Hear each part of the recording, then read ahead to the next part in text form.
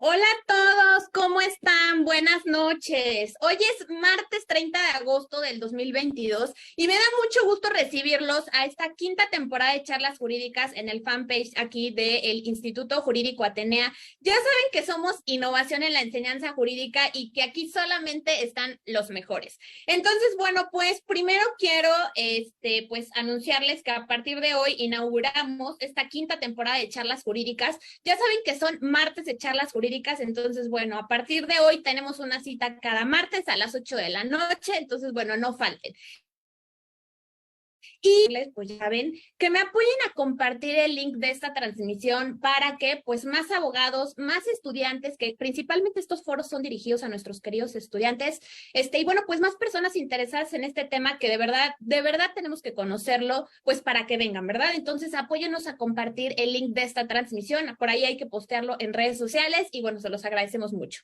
Y bueno, pues como ya vieron por ahí el flyer, esta noche tenemos de verdad a un super padrino, a un invitadazo de lujo con el que vamos a inaugurar esta quinta temporada de charlas jurídicas. Tenemos a el maestro Simón Hernández León, quien es abogado, ya por ahí ya lo vieron el viernes pasado, ¿verdad? Ahorita le digo que anda ahorita pues de gira artística en todos los medios de comunicación y nos hizo un espacio y esta noche va a estar aquí compartiéndonos de su tiempo y yo de verdad le agradezco la generosidad y la amabilidad que tiene. Entonces, bueno, tenemos a un súper invitadazo de lujo.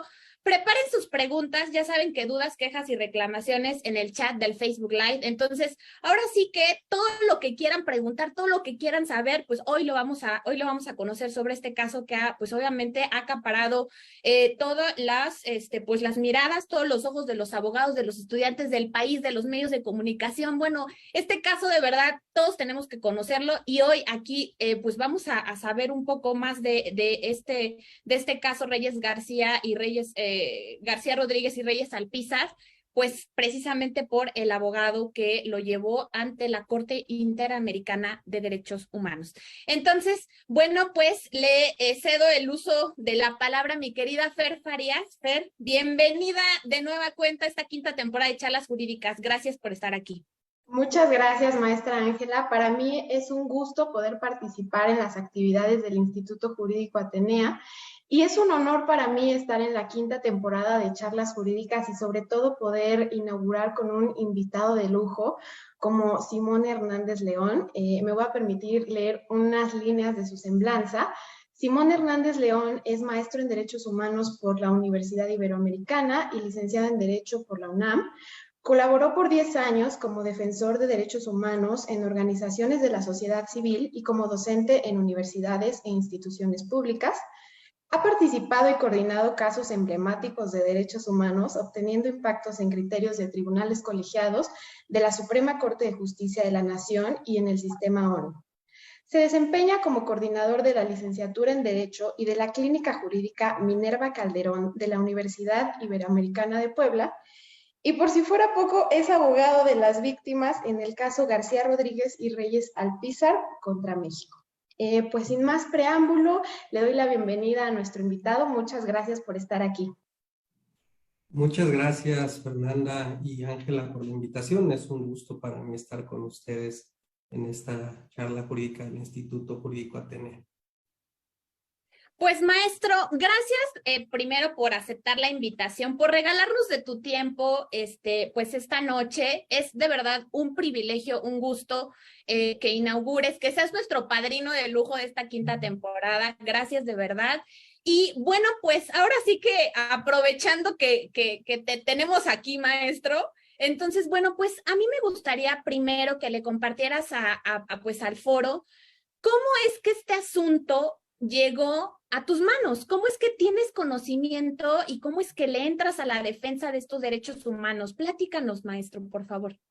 Sí, claro, pues miren, yo tengo varios años de haber trabajado en ONGs de derechos humanos, el Centro PRO, una de las más emblemáticas, y justamente en el contexto del caso Ayotzinapa, en 2014, el director en ese entonces, el maestro Mario Patrón, que hoy es mi rector acá en Ibero Puebla,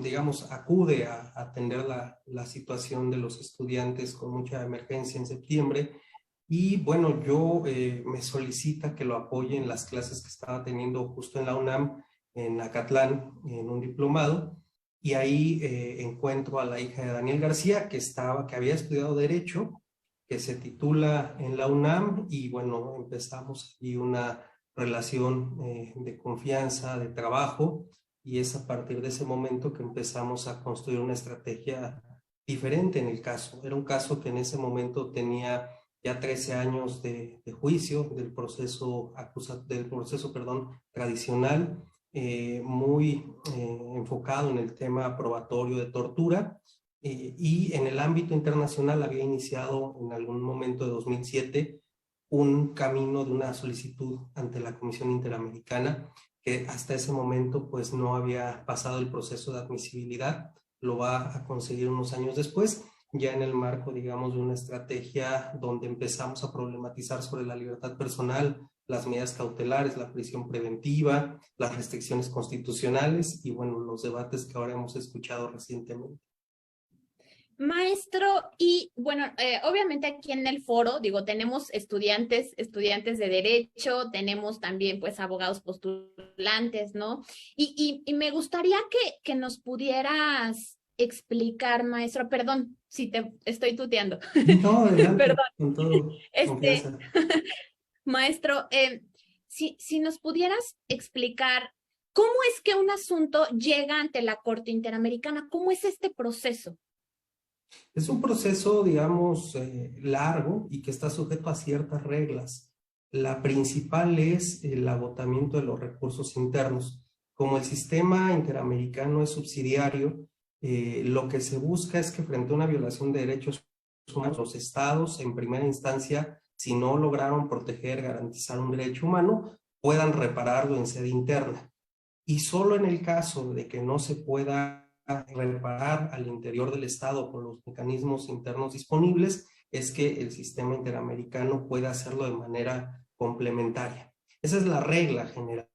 Pero la excepción es cuando los recursos internos no son efectivos o no existen, no están disponibles o son denegados. En ese momento hay una regla de excepción al agotamiento de los recursos internos, y es lo que sucede en este caso. Se presenta la solicitud inicialmente por el tema de tortura, por el tema de falta de investigación y por el tema de procesamiento penal, seguir un juicio con pruebas obtenidas bajo tortura. Al no encontrar, digamos, un remedio interno, sabemos que hoy la Ley General de Tortura prevé mecanismos para la exclusión de pruebas, pero también alguna sentencia internacional contra México, como la del caso Cabrera, García y Montiel, donde se señala el deber de los jueces de declarar inadmisibles o excluir pruebas obtenidas bajo tortura, y al tampoco caminar, digamos, la investigación de la Fiscalía respecto al delito de tortura, es que la comisión decide dar trámite a la petición y en 2016 admitir el caso solo ante la comisión. Una vez que el caso ingresa a la comisión con una decisión de admisibilidad, puede avanzar y siempre a partir de ahí el sistema interamericano es muy, digamos, muy generoso en poder plantear un tema de solución amistosa con el Estado y las partes involucradas, y si no se logra una solución amistosa, la comisión puede declarar en un informe de fondo las violaciones que ellos encuentran. Y en ese informe que se emite en 2020, la comisión encuentra violaciones a la libertad personal, a la integridad, a las garantías judiciales, fundamentalmente por detención arbitraria, por el uso de la figura del arraigo local, por mantener un proceso con pruebas bajo tortura que no han sido excluidas, por la falta de investigación en sede interna, digamos, del delito de tortura, y porque hay una cantidad importante de recursos judiciales. Eso es importante destacar, ahora que se habla mucho del control de convencionalidad, que no habían tenido éxito, digamos, en estas temáticas, ¿no? Se invoca un control de convencionalidad, la aplicación directa de cierta jurisprudencia o la interpretación de la legislación procesal a la luz de la Convención Americana y de sentencias, y ahí sistemáticamente, digamos, los jueces locales, los de amparo también y tribunales colegiados negaron esta posibilidad, y eso hace también que a nivel internacional digan, bueno, si no se le brinda un recurso cuando invoca justamente una situación de convencionalidad, pues entonces lo debe hacer el tribunal. La comisión agota, presenta su informe y ahí emite recomendaciones para derogar medidas que afectan la libertad personal de manera automática, concretamente arraigo y prisión preventiva. Le otorga un plazo al Estado. Y frente al incumplimiento del plazo, digamos, ahí estoy describiendo el caso, las hipótesis son, si la comisión emite el informe de fondo y el Estado lo rechaza, si el Estado acepta el informe pero no da cumplimiento, o si el Estado acepta el informe de fondo y las recomendaciones pero demora en su implementación, entonces la comisión puede elevar el caso a la Corte Interamericana. Y maestro, ahora me gustaría que le cuente pues a nuestro foro en qué consiste el caso, es decir, qué fue lo que les pasó a estas personas, si nos puede compartir un poco. Sí, claro. Es un público joven, porque entiendo que hay una buena parte de estudiantes, entonces seguro aludirá a algunas cuestiones históricas que no ubicarán con tanta precisión.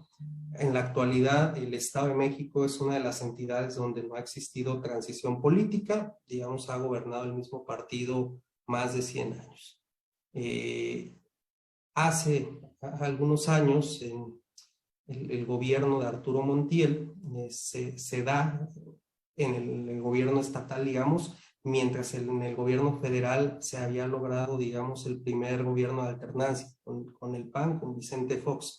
Entonces coexisten estos dos gobiernos y había un proyecto, digámoslo así, del gobernador Arturo. Había interés, digamos, manifestado abiertamente por ser candidato a la presidencia de la República. ¿Qué sucede? Que en esos años entra en tensión con varios alcaldes de oposición. Eso era algo inédito. En el 97 el PRI había perdido el control de la Cámara de Diputados, nunca había sucedido en la historia. 3 años después el PAN obtiene la presidencia.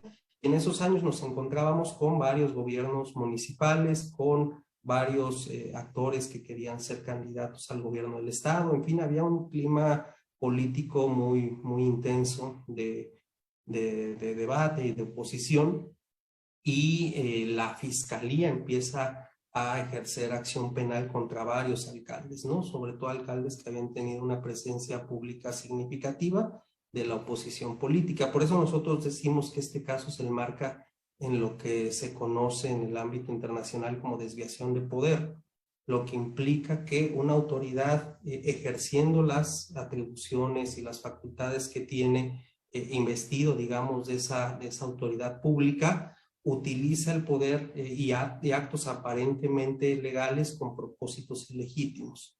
Desafortunadamente eso ha sido alguna expresión de varias procuradurías a lo largo de la historia pública de México. Ahí se da un homicidio de una regidora. El móvil que coloca la fiscalía es que esa regidora del PAN había sido asesinada por los propios integrantes del gobierno municipal del PAN.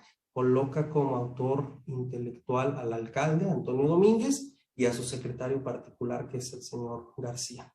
Esa es, digamos, la acusación. Hay también una versión, digamos, de que se trata de una red de espionaje político, de que se dedican a la extorsión, en fin, varios delitos que finalmente van siendo desestimados a lo largo de juicios de amparo o de revisiones.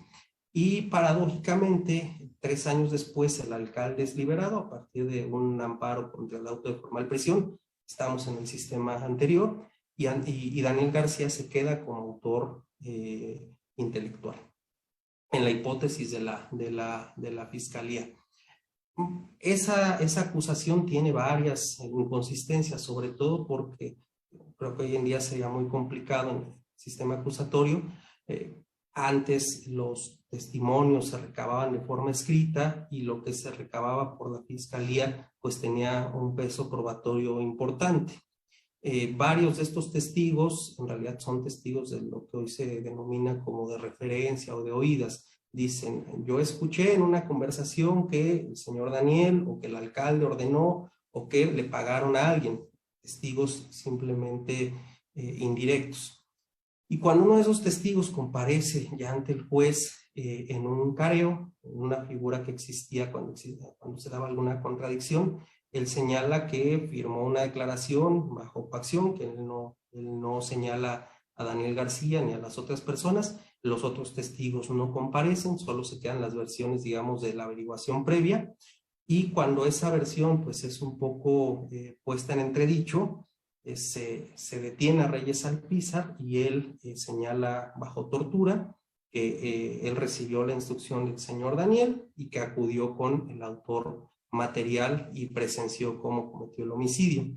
Eso es relevante porque varios años después una investigación del periódico Reforma va a ubicar que el autor material, quien se señala como autor material por esta versión, se encontraba preso en Tula, Hidalgo, por un robo.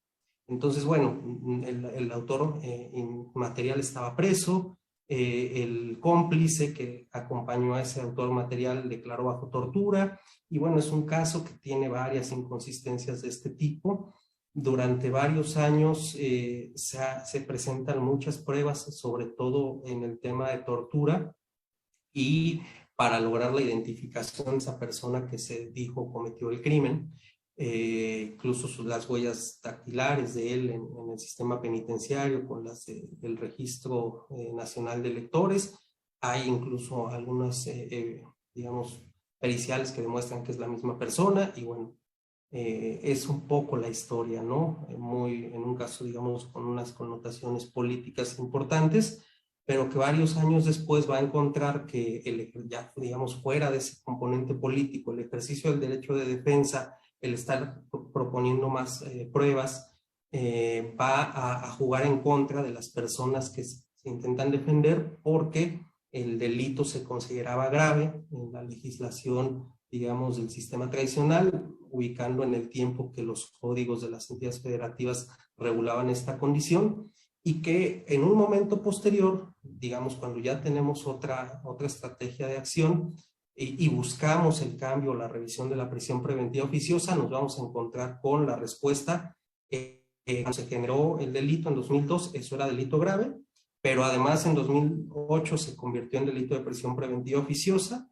y además la Suprema Corte ha señalado que esas restricciones en la Constitución prevalecen sobre los tratados internacionales. Entonces, eso fue, digamos, los elementos que fueron permitiendo perfilar un caso ante una instancia internacional, ya no solo por el tema del Código Penal, la clasificación de gravedad del delito, sino también por la prisión preventiva oficiosa y en última instancia por la decisión todavía hoy vigente de la Corte, del Pleno, sobre la prevalencia de las restricciones constitucionales expresas sobre las normas de derechos humanos obtenidas en un tratado internacional.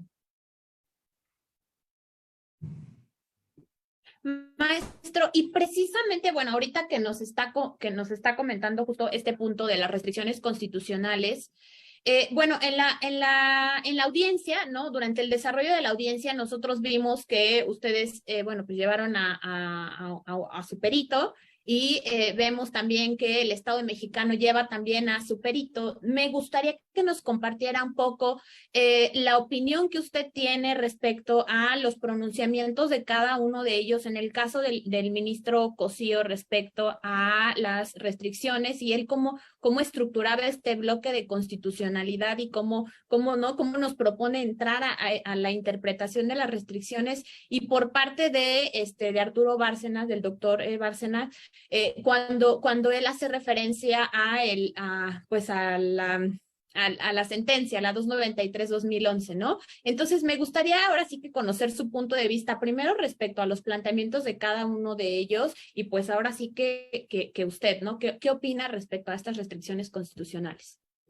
Sí, claro, este es un tema de primerísimo orden y de una trascendencia cardinal para el sistema constitucional en México. Yo diría que es una de las decisiones emblemáticas y paradigmáticas de la 10ª época. ¿Cómo llega este pronunciamiento a la Corte? Hay dos decisiones o dos criterios de tribunales colegiados que son discordantes en cuanto al valor que tienen los tratados internacionales de derechos humanos y la jerarquía que tienen en el orden jurídico mexicano. Un colegiado sostiene que están a la par de la Constitución, otro colegiado sostiene que están por debajo de la Constitución, en una lógica todavía muy kelseniana, como muchos aprendimos derecho, ¿no? Con esta pirámide donde la Constitución es la norma suprema y fundante, y a partir de ahí el sistema jurídico se va, digamos, desarrollando y orientando en torno a esta norma fundante y suprema. Bajo esta lógica todavía de la discusión de la jerarquía de los tratados, o si existía jerarquía, que creo que ese es el punto fino de la discusión, el asunto llega al Pleno de la Suprema Corte, ya precedido de varias discusiones importantes, como la del caso Radilla, discusiones sobre otros expedientes varios, y con la reforma de derechos humanos de 2011 como el antecedente inmediato. Entonces teníamos una arquitectura constitucional nueva que estaba probándose un par de años después, decisiones de tribunales colegiados que estaban problematizando sobre el lugar que tienen en la Constitución los tratados de derechos humanos, discusiones sobre el alcance que tienen las sentencias de tribunales de derechos humanos como la Corte Interamericana, y en ese momento el Pleno, digamos, prioriza, y esa es la narrativa que ha sostenido el ministro presidente Arturo Saldívar, una posición de consenso que no se alcanza plenamente porque el ministro Cosío vota en contra, de tratar de encontrar una posición común de parte del Pleno. Y la posición común de parte del Pleno al resolver la contradicción de tesis fue: los derechos humanos que están establecidos en la Constitución o en un tratado internacional no se relacionan en términos de jerarquía, sino que se encuentran al mismo nivel, con independencia de si son de fuente constitucional o si son de fuente convencional.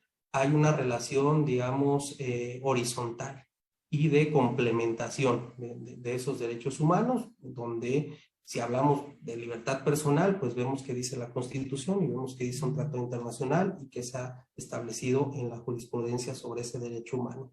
Pero en el mismo plano, por eso se plantea que conforman un bloque o un parámetro de regularidad constitucional conformado por derechos humanos, fuente constitucional y de tratados internacionales, bajo la premisa de que no tienen ninguna jerarquía.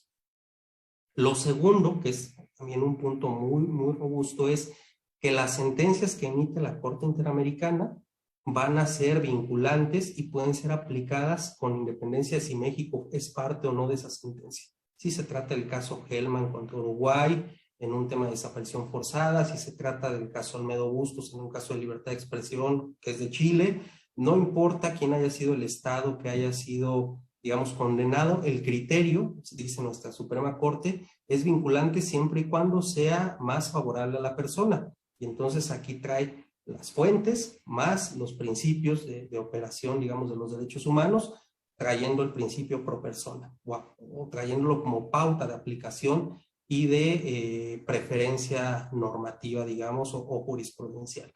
Si hay una sentencia que pueda ser aplicable al caso, bajo el principio pro persona, se aplica esa sentencia, aunque México no sea parte. Esos dos elementos son muy profundos, muy revolucionarios y son, yo diría, cimiento del constitucionalismo del siglo XXI en México. Pero después el tercer punto es el que ha generado toda esta problemática y discusión en el foro y muchas posiciones, además muchas posiciones muy bien fundamentadas, que es cuando en la Constitución se establezca una restricción constitucional expresa a los derechos humanos, se estará a lo que dice la Constitución y no el Tratado Internacional. Y esta regla, digamos, de prevalencia o de prevalencia incluso sin ejercicio concreto, es una regla en abstracto. Lo que esté en la Constitución y sea restrictivo en algún derecho humano va a prevalecer sobre el Tratado Internacional y sobre la jurisprudencia internacional. Ese punto que también aprueba el Pleno es en el que se parte el ministro Cosío, y el argumento que él tiene es: cuando la Corte establece este criterio, digamos, de prevalencia de la Constitución, está reintroduciendo una lógica de jerarquía, donde la Constitución está por encima de los tratados internacionales, desplaza, digamos, el ámbito de aplicación de la Convención Americana y de otros derechos o la jurisprudencia, y hace inefectivo o deja sin efecto el principio pro persona, porque entonces el operador jurídico ya no puede buscar cuál es la fuente que mejor proteja al estar atendiendo al criterio de prevalencia de la restricción constitucional. Ese es el criterio que se sostiene por el Pleno en 2013 y que yo entiendo que todo el mundo considera jurisprudencia. Hoy en día parece que no es así, porque se vota el punto específico de la restricción, hace parte de la sentencia e integra la tesis jurisprudencial. De hecho, hoy día muchos operadores judiciales, cuando enfrentan estos problemas, digamos, de prisión preventiva oficiosa o otras restricciones, dicen, no puedo hacerlo porque la ley de amparo me establece que yo no puedo inaplicar una jurisprudencia del Pleno sin violentar, digamos, un ámbito de legalidad, y por lo tanto el único órgano legitimado para hacer un control material sobre esa propia jurisprudencia es el propio. Eso es, digamos, lo que sucedió en la 293 y que ha generado mucha polémica. En las exposiciones que se dieron en la Corte Interamericana, el ministro Cosío, digamos, reiteró esta postura que tuvo en el voto minoritario, y lo que señalaba era algo muy interesante que tiene que ver con el derecho internacional público. Los estados, cuando suscriben o ratifican una convención, pueden hacer declaraciones interpretativas o pueden oponer reservas. Eso lo entendemos como parte del derecho de gentes, y el Estado acepta soberanamente o no ciertas, o le da una interpretación a cierta convención, cierto tratado internacional, y se obliga soberanamente con su procedimiento de ratificación interna. Lo que el ministro Cosío planteaba ante la Corte Interamericana es, cuando la Suprema Corte establece que hay restricciones constitucionales y que además estas restricciones constitucionales prevalecen o desplazan el tratado internacional, lo que está haciendo es, por vía jurisprudencial, introducir una especie de reserva, porque le está dando un contenido específico, distinto o limitante a un derecho humano que no fue limitado por la declaración o por la reserva, y lo está haciendo, digamos, en una vía jurisprudencial. Lo segundo que plantea es, si se trata, digamos, por el sistema interamericano, que las cortes constitucionales o el poder legislativo introduzca estas restricciones y con una regla de prevalencia, entonces va a ser inoperante el sistema interamericano, porque no se permitiría este control de convencionalidad en sede interna, ya que, aunque eso es una obligación que deriva del tratado, a nivel interno está la obligación de adecuarse a la decisión de la Suprema Corte como criterio jurisprudencial. Entonces, lo problemático, digamos, de este criterio de prevalencia es que pueden incorporarse más restricciones. El poder reformador podría hacerlo, o el Ejecutivo enviar alguna iniciativa en este sentido, y bajo el criterio todavía vigente, pues estas restricciones, la que sea, pensemos en un caso muy drástico, reintroducir la pena de muerte en la Constitución, tendrá prevalencia sobre un tratado internacional, aunque México haya firmado la Convención Interamericana y la del sistema ONU para la abolición de la pena de muerte, o digamos cualquier restricción constitucional. Eso es lo que el ministro Cosío plantea como problemático, y, digamos, sostiene lo que él defendió en el Pleno en 2013, diciendo, el tema de las restricciones y la prevalencia es que nos impide o impide a cualquier operador jurídico hacer el ejercicio previo, que es lo que ya había sostenido el Pleno, que frente a un problema, una situación jurídica concreta donde haya la restricción de un derecho o la afectación, el operador pueda decidir en dónde encuentra, bajo el principio pro persona, una fórmula de mayor protección. Entonces, si así no existiera este criterio de la prevalencia, pues se puede hacer un ejercicio muy práctico y muy libre de encontrar la mejor protección en el tratado, en la Constitución, o incluso en una norma infraconstitucional, como pudiera ser una ley. Por su parte, Arturo Bárcena lo que señaló es que el criterio de restricción constitucional como prevaleciente a tratados internacionales no era parte de la sentencia. No era parte de la sentencia porque no había sido originado por la contradicción de tesis. y que si bien se había votado, no representaba un criterio vinculante. Pero esta es la primera vez que la Suprema Corte plantea eso, en realidad. Esta parte no es obligatoria y lo que él señaló es, bueno, cualquier juez local, ordinario o de amparo podría hacer este control de constitucionalidad porque este criterio de la restricción no lo vincula, no lo obliga. Nosotros encontramos problemático eso, digamos, porque la tesis está fijada muy claramente, porque ha habido pronunciamientos e informes del Estado. Nosotros hacemos alusión al que presentó en 2019 ante el Comité de Derechos Humanos, donde el Estado, ya no el Poder Judicial, señala que tiene una jurisprudencia que obliga a todos los jueces del país a acatar las restricciones constitucionales expresas.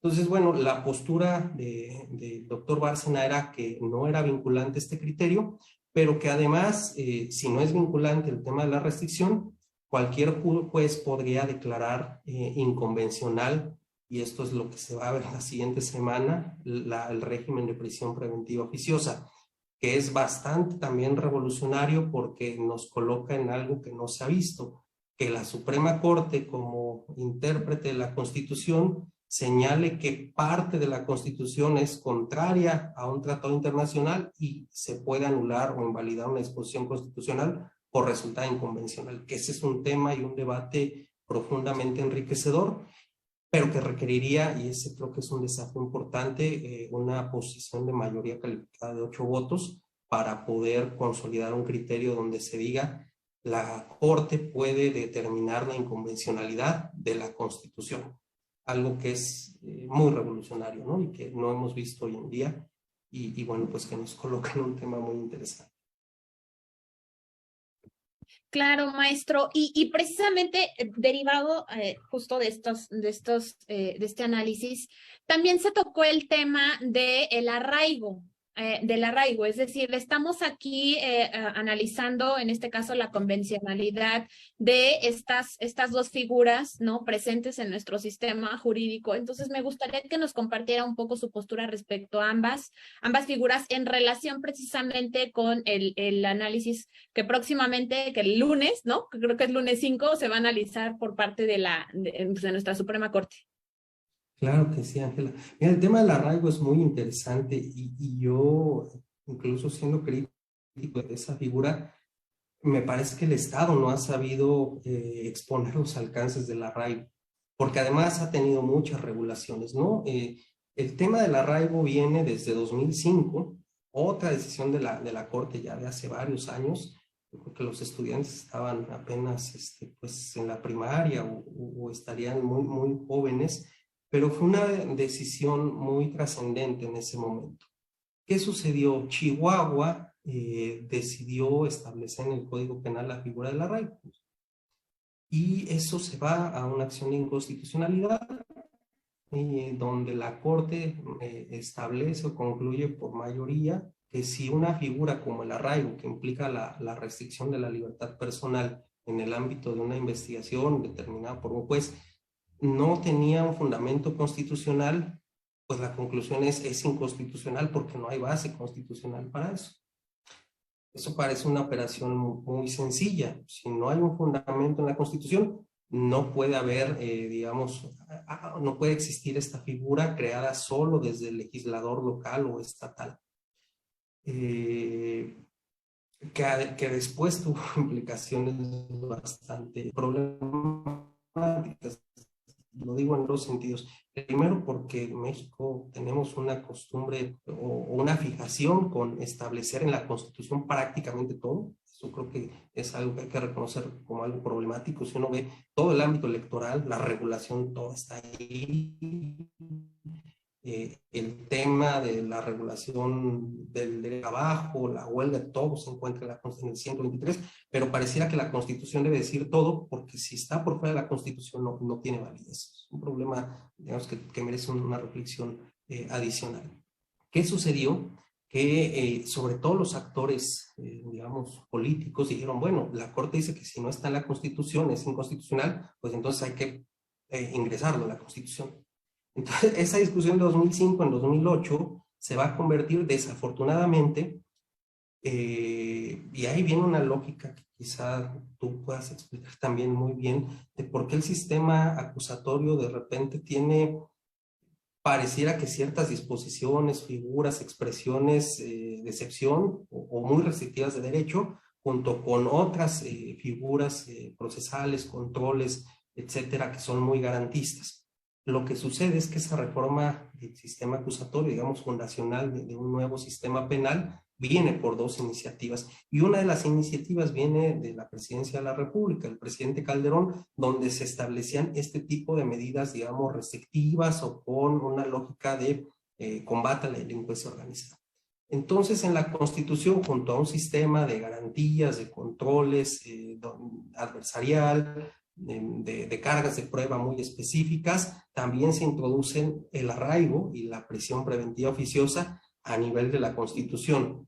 Digamos que tenemos ahí como dos lógicas fundidas en el sistema acusatorio.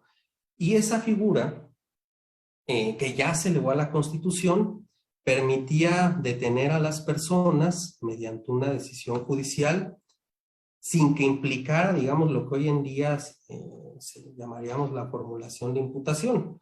Yo no convoco a la persona para iniciar una investigación judicializada, sino lo detengo para investigarlo y ver si derivado de esa detención encuentra algunos elementos para posteriormente solicitar una investigación judicializada. Entonces era una especie de detención prejudicializada porque no tenía en esos momentos un elemento objetivo más que la simple sospecha de que la persona se puede evadir. Lo detengo, lo investigo y al concluir esa investigación puedo derivar si formulo algún tipo de acusación o solicito una orden de aprehensión o no. ¿Qué pasaba? Que se les arraigaba por un tema y se les terminaba imputando y abriendo el proceso. Y lo que sucedió a partir de ese año es que se estableció en la Constitución y los estados dijeron, si ya está en la Constitución, pues las entidades federativas también pueden regular el arraigo a nivel local. Y se dio un uso muy desproporcionado del arraigo local, donde los jueces locales concedían arraigos ya hasta por un tema de robo o lo que quisiera el legislador local o considerar razonable un juez local. Varios años después, será más o menos en 2015 o 16, la Suprema Corte mete un poco de freno y dice, a ver, espérense, si bien se constitución, esto está circunscrito al ámbito de los federales y del régimen de delincuencia organizada. Para eso es el arraigo que está en la Constitución. Todo lo que está por fuera de eso, que no es el fuero federal y que no es delincuencia organizada, todos esos arraigos locales que se inventaron las entidades federativas son inconstitucionales.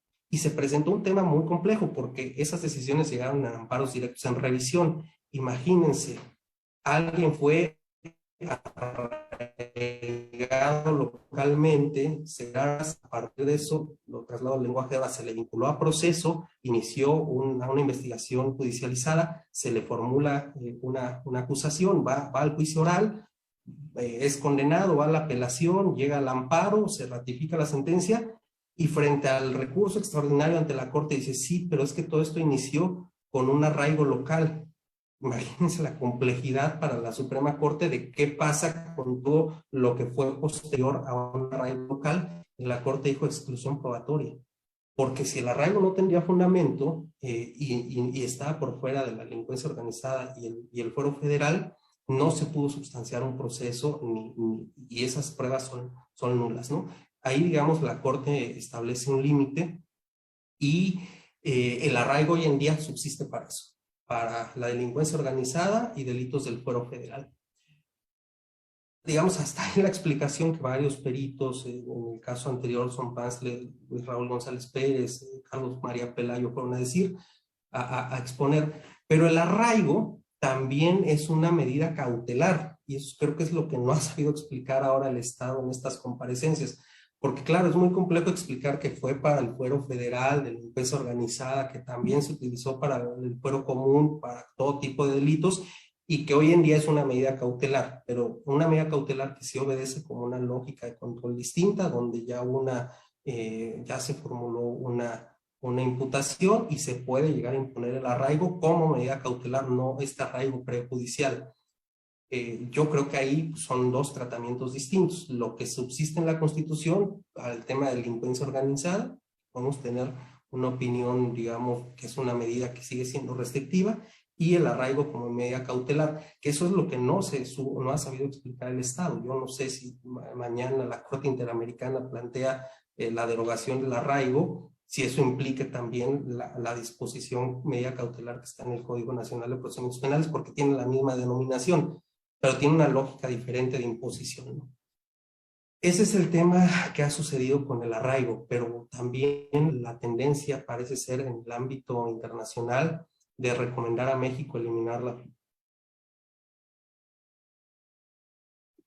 Sí, maestro, y luego veíamos, ¿no? Yo recuerdo las preguntas, ¿no? De los jueces o sea, por ejemplo, en este caso, al señor García Rodríguez comentaba, ¿no? Que incluso lo encadenaban, lo tenían encadenado, y pues solamente cuando iba al baño, ¿no? Lo desencadenaban. Vemos estas condiciones en las que se desarrolla o cómo expresan, cómo lo vivió.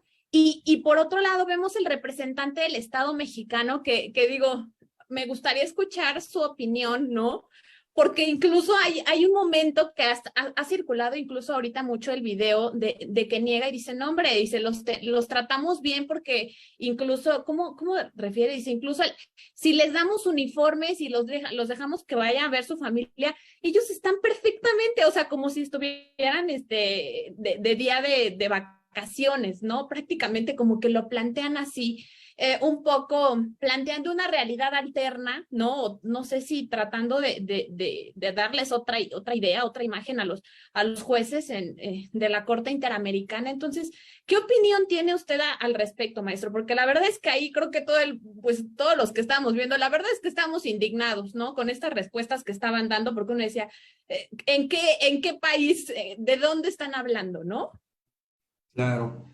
No, yo comparto, digamos, esta visión crítica. Me parece que es quitarle peso a la realidad y negar un problema para que los estudiantes lo comprendan. Cuando hablamos del arraigo, y ahora yo lo digo como si fuera algo muy lejano, pero en realidad es una situación muy cercana en el tiempo, existían casas de arraigo, las personas eran enviadas a un hotel con supervisión policial.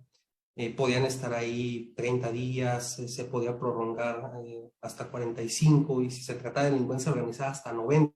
Entonces, claro, cuando los representantes del Estado dicen, pues estaban en un hotel, pareciera que es una situación hasta cierto punto inocua, pero no, en realidad se trataba de una privación de la libertad con todos los componentes que hoy tenemos en la prisión, ¿no?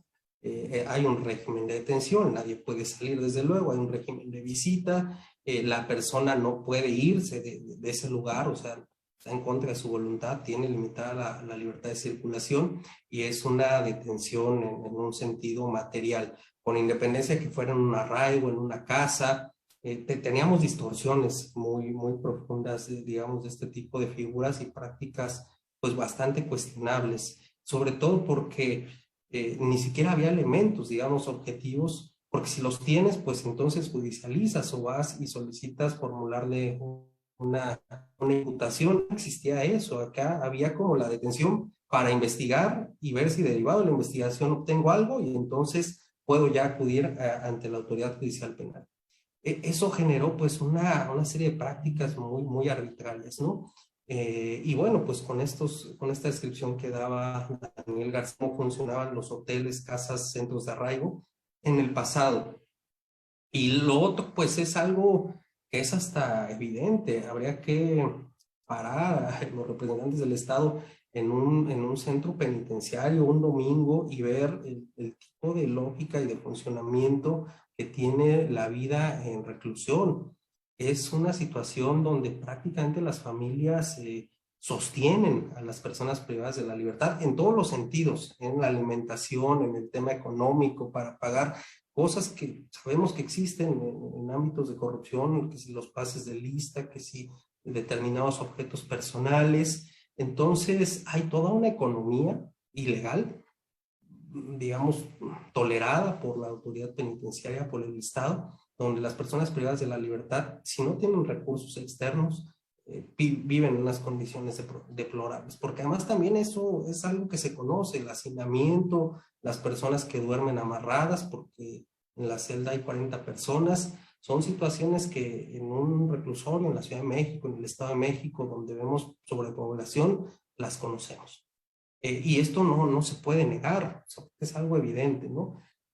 Y lo que se señala en el caso es, a ver, ¿cómo hacemos frente a una situación donde las personas estaban casi 2 décadas privadas de la libertad?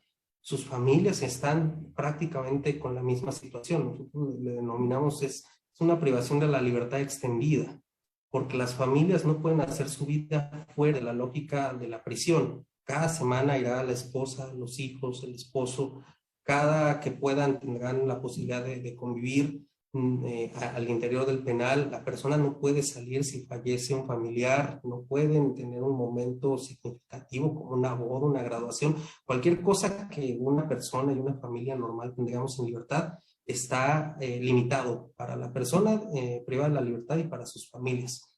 Entonces nosotros lo que planteamos es, si tenemos una detención automática y extendida en el tiempo, pues es claro que las familias también están siendo afectadas.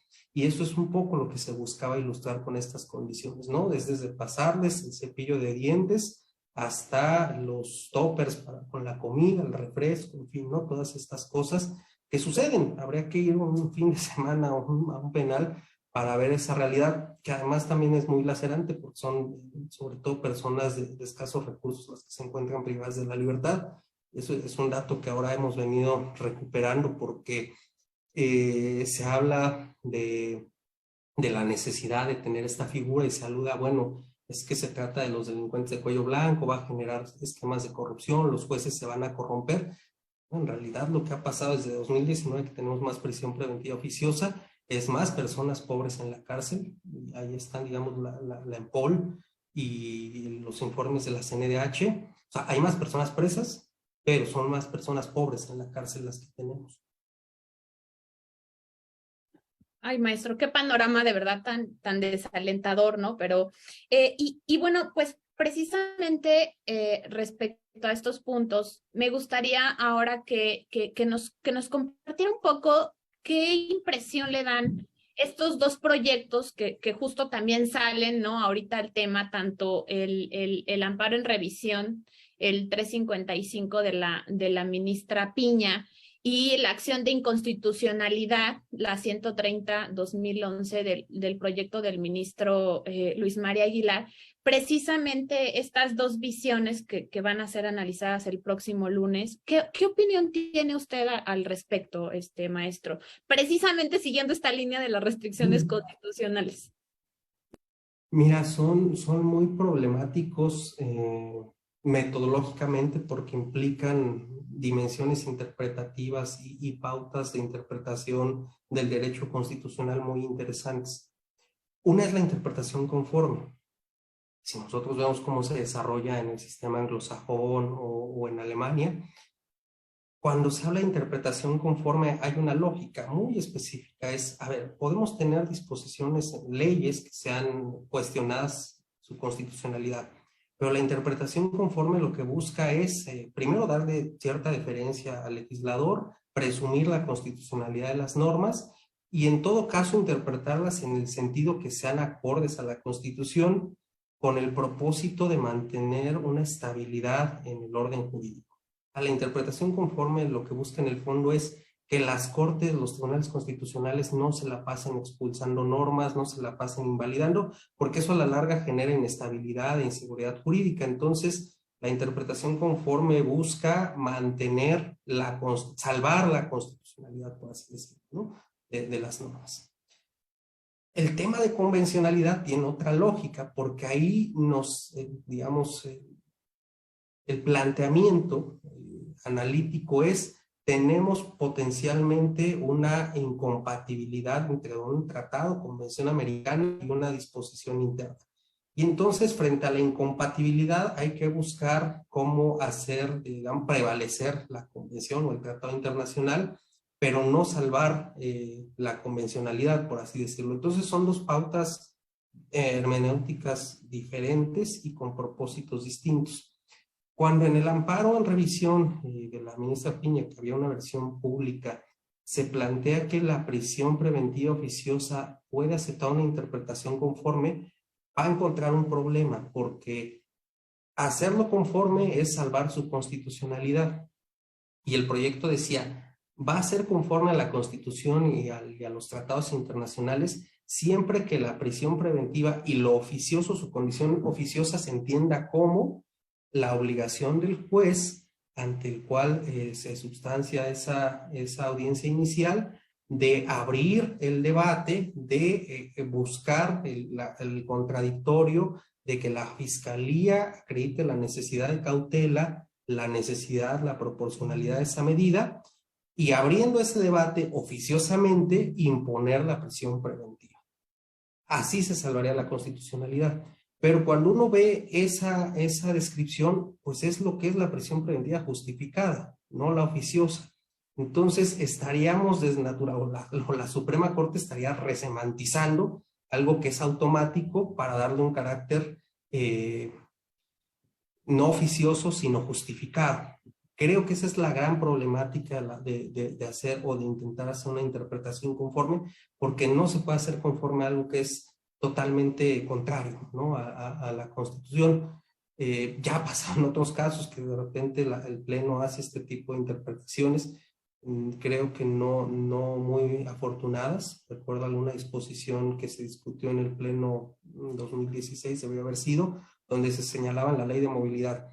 Cualquier marcha, manifestación, caravana, etcétera, peregrinación, lo que ustedes quieran, ganó México el Mundial y vamos a salir ahí a expresarnos, requiere un aviso previo y por escrito con 48 horas de anticipación ante la autoridad administrativa. Aviso previo por escrito y, o sea, daba una temporalidad, daba una obligación, daba una forma, y la Suprema Corte señaló, bueno, para hacerlo conforme, el aviso es una sugerencia, básicamente, ¿no? Entonces, no es una obligación, no está sujeta a la temporalidad en esa forma, y el ciudadano puede o no dar el aviso, y así se hace conforme a la Constitución. Bueno, pues eso ya no es un permiso, ya no es un aviso, es dejar, digamos, una norma que era imperfecta porque no tenía sanción, cambiándole el contenido, ¿no? Pero ejercicios así hay bastantes. Entonces creo que es problemática el planteamiento de la interpretación conforme, porque para ser conforme la prisión preventiva oficiosa, la cambiaríamos a la prisión preventiva justificada. Claro que eso es lo ideal, ¿no? Lo ideal es que la prisión preventiva sea justificada, debatida, analizada caso a caso, entonces se expongan ahí los elementos objetivos, el riesgo para la víctima, para la comunidad, el riesgo procesal. Y si eso existe, pues nadie está en contra de la prisión preventiva justificada y como una medida de última ratio, pero no como una regla. Aquí el tema es que se impone por el delito.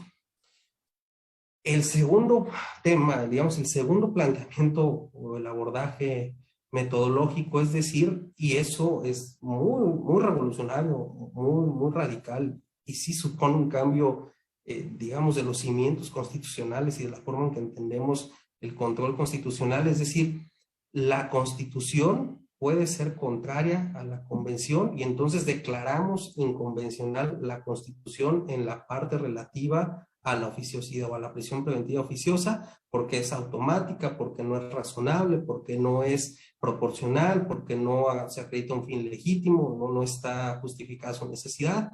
Pero eso supone que la propia Constitución sea o sea, un control, digamos, material de la convencionalidad de la Constitución por parte de la Suprema Corte. Y bueno, algunas voces, hoy el texto de Diego Valadez es muy revelador, digamos, una posición que dice ningún tribunal constitucional puede llegar a tener ese tipo de facultades, porque es invalidar la Constitución, por más que sea el órgano de control, ¿no? Entonces, puede haber como el diálogo con otros poderes, se puede señalar que el legislativo tendría que adoptar una medida de reforma, pero no puede la Suprema Corte como intérprete auténtico declarar la inconvencionalidad o invalidar la Constitución, hacer ese tipo de control.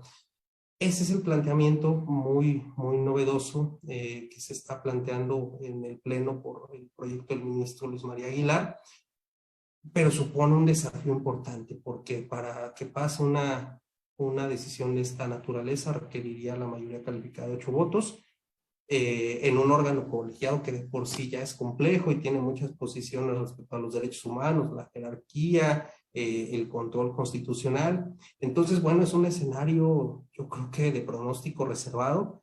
Creo que la pauta de interpretación es muy novedosa y es muy digna de estudio, pero no sabemos qué vaya a pasar la siguiente semana, ¿no?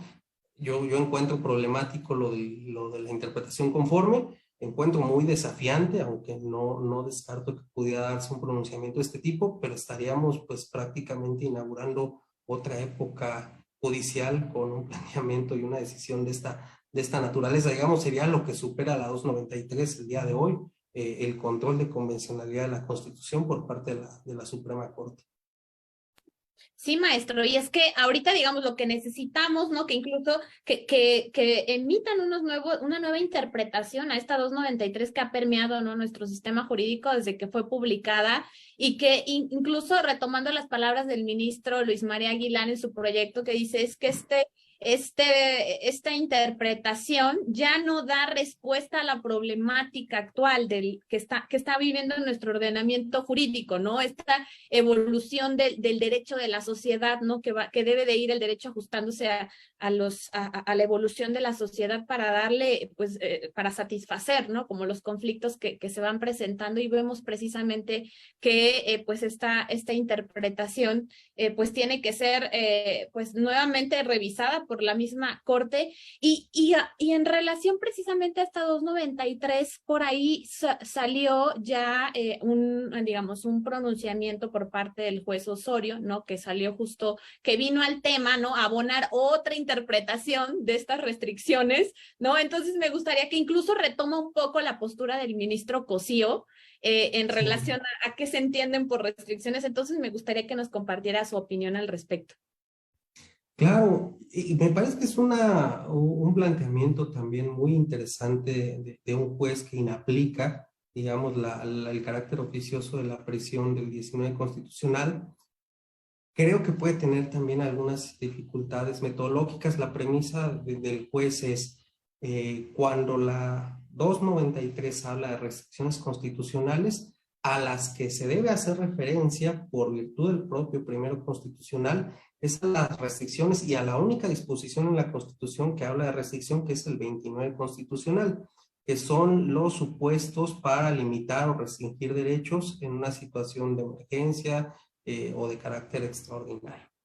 Si esas son las únicas restricciones que contiene la Constitución, un estado de emergencia, una alteración del orden público, entonces, si no tenemos esas condiciones, invasión, perturbación grave de la paz, del orden público, la prisión preventiva oficiosa, pues no está, digamos, dentro de esa lógica de restricción expresa, y por lo tanto se puede optar por una interpretación pro persona de una medida diferente al carácter oficioso, y yo me voy a lo justificado, y entonces puedo hasta negar la prisión justificada o puedo llegar a imponer una medida cautelar distinta, porque las restricciones constitucionales que vía jurisprudencial establece el criterio del Pleno se refieren a las del 29 constitucional.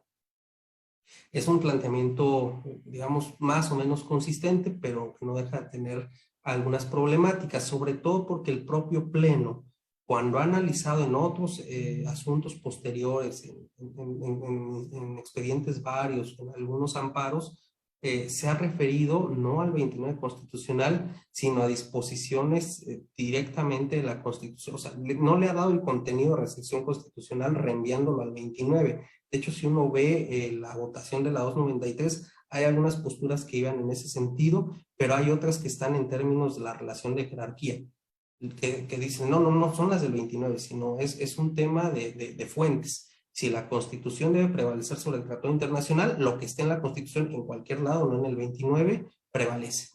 Entonces, pensemos una restricción constitucional en otro artículo. No sé, ustedes ubican esta este criterio sobre la no reinstalación de agentes de seguridad que sean removidos. Bueno, hay quien dice que eso es una restricción constitucional expresa. ¿Por qué? Porque vulnera el principio de igualdad.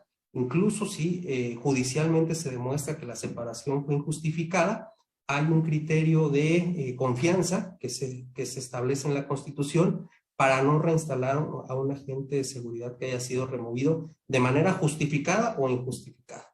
A diferencia de cualquier otro trabajador que, si acredita que el despido o la separación fue injustificada, tiene derecho a la reinstalación. Esa sería una posible restricción constitucional expresa. Entonces, cuando el propio pleno de la Corte ha analizado este tema, no se ha referido a las restricciones del 29 constitucional, o lo ha hecho en votos de minoría, en expresiones particulares algunos ministros, pero no en las decisiones, digamos, colegiadas. Creo que esa sería la crítica que yo le podría formular digamos, al posicionamiento de este juez, aunque de fondo comparto, digamos, la necesidad de que prevalezca un elemento, digamos, convencional. Creo que la metodología no es necesariamente la más consistente, porque la 293 no está planteando las restricciones del 29 constitucional. Y bueno, fue parte también, como lo mencionas, Ángela, de lo que mencionó el ministro Cosío, de este debate tan intenso que se dio en 2013.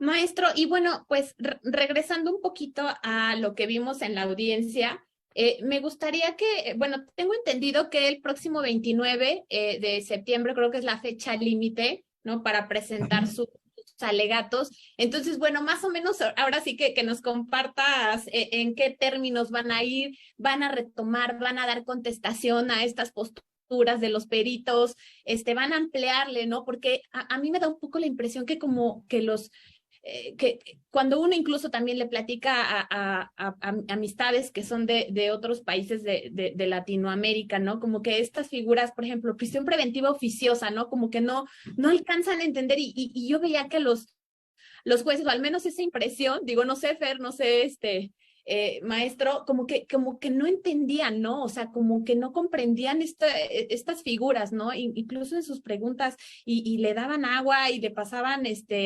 alimentos, lo visitaban, o sea, como estas, como que no entendían, ¿no? O sea, no alcanzaban, yo creo que a comprender cómo se vive, ¿no? Estas figuras. Entonces, ustedes en sus alegatos más o menos, digamos, nos quiere compartir en qué términos, qué van a contestar. Sí, creo que hay algunos puntos que tenemos que fortalecer o ampliar. Desde luego que este tema de que todavía hoy en día es jurisprudencia de la 293, pero más allá de eso, buscamos que sí se interprete como afectaciones a la integridad la prisión prolongada respecto a las familias.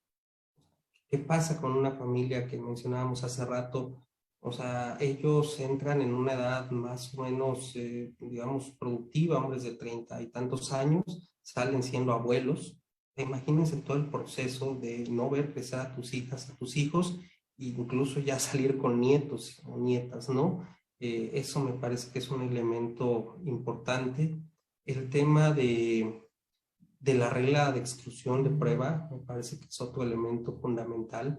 Venimos de una consolidación muy interesante de la regla de exclusión que inició en la primera sala en 2008, justamente con el caso de Acteal, donde se estableció, o sea, reconoció que la exclusión de prueba ilícita obtenida con violación de derechos humanos era un derecho implícito en el orden constitucional, porque no estaba en la Constitución. Se introduce justo en 2008, en el 20, pero en ese año la primera sala emite una decisión de estas históricas, en el caso Acteal, viene la reforma que constitucionaliza este derecho, y 2 años después viene Cabrera y Montiel, que es una sentencia contra el Estado mexicano, que prácticamente refrasea lo mismo, ¿no? Cualquier prueba obtenida con violación de derechos fundamentales debe ser declarada nula, no puede utilizarse para fundar un proceso. Y todavía con una vuelta de tuerca más, en 2013, el caso de Israel Arzate de Chihuahua sobre tortura, también en la primera sala de la Suprema Corte. Entonces tenemos 6 años de reforma constitucional, de sentencias de la Suprema Corte, de una sentencia internacional que dan todo un tratamiento importante al tema de prueba ilícita y de lo que sucede cuando hay tortura, ¿no? A pesar de que eso es algo vigente y hay una ley general incluso que toma, digamos, todos estos contenidos, hoy en día, o al menos en este proceso, la regla de exclusión no fue aplicada, básicamente, ¿no? E incluso cuando se pide el control de convencionalidad justamente frente a las decisiones de los jueces es cuando se deniega, llega hasta una decisión terminal de un tribunal colegiado que dice que no es necesario acudir a tratados internacionales ni hacer control de convencionalidad porque hay una, digamos, hay una regulación en la Constitución y que eso es materia de la sentencia, el análisis probatorio, en fin, ¿no? Entonces, frente a este incumplimiento, para nosotros es claro que el caso representa también varios intentos frustrados de lograr control de convencionalidad en sede interna. Se tiene que seguir desarrollando esa temática. El tema de la investigación, de la debida diligencia, me parece que también es cardinal, y incluso aquí también el tema de tortura, es que yo trabajo mucho ese tema, me entusiasma. El tema de la investigación inicial, ¿cuál debe ser el estándar? Porque hoy en día lo que encontramos frente al problema de impunidad en los casos de tortura es las fiscalías no quieren judicializar procesos hasta que no tengan un estándar muy robusto de la acreditación de tortura.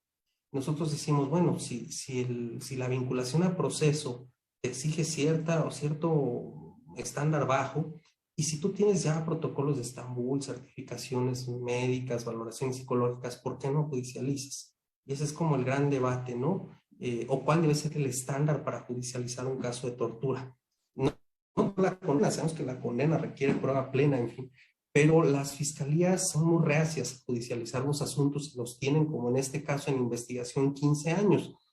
Decimos nosotros 15 años de investigación interna con pruebas de acreditadas de tortura, varias de estas que son pruebas oficiales, no de parte, y que a pesar de eso no se logra el ejercicio de la acción penal, pues nos parece también muy ilusorio, ¿no? En el tema de combate a la tortura. Entonces, este es otro tema que queremos reafirmar en este planteamiento de los alegatos. Y finalmente, pues, quizá la joya de la corona es insistir en que tener figuras constitucionalizadas que violan derechos humanos, por más que estén en la Constitución, pueden ser contrarias al objeto y fin de la Convención Americana, al deber de garantía, al deber de progresividad incluso de los derechos humanos, y también disposiciones jurisprudenciales que establezcan esta prevalencia. Nosotros insistimos que bueno que hay un debate, de hecho yo lo celebro, que hay un debate sobre restricciones constitucionales, porque no lo habíamos tenido desde 2013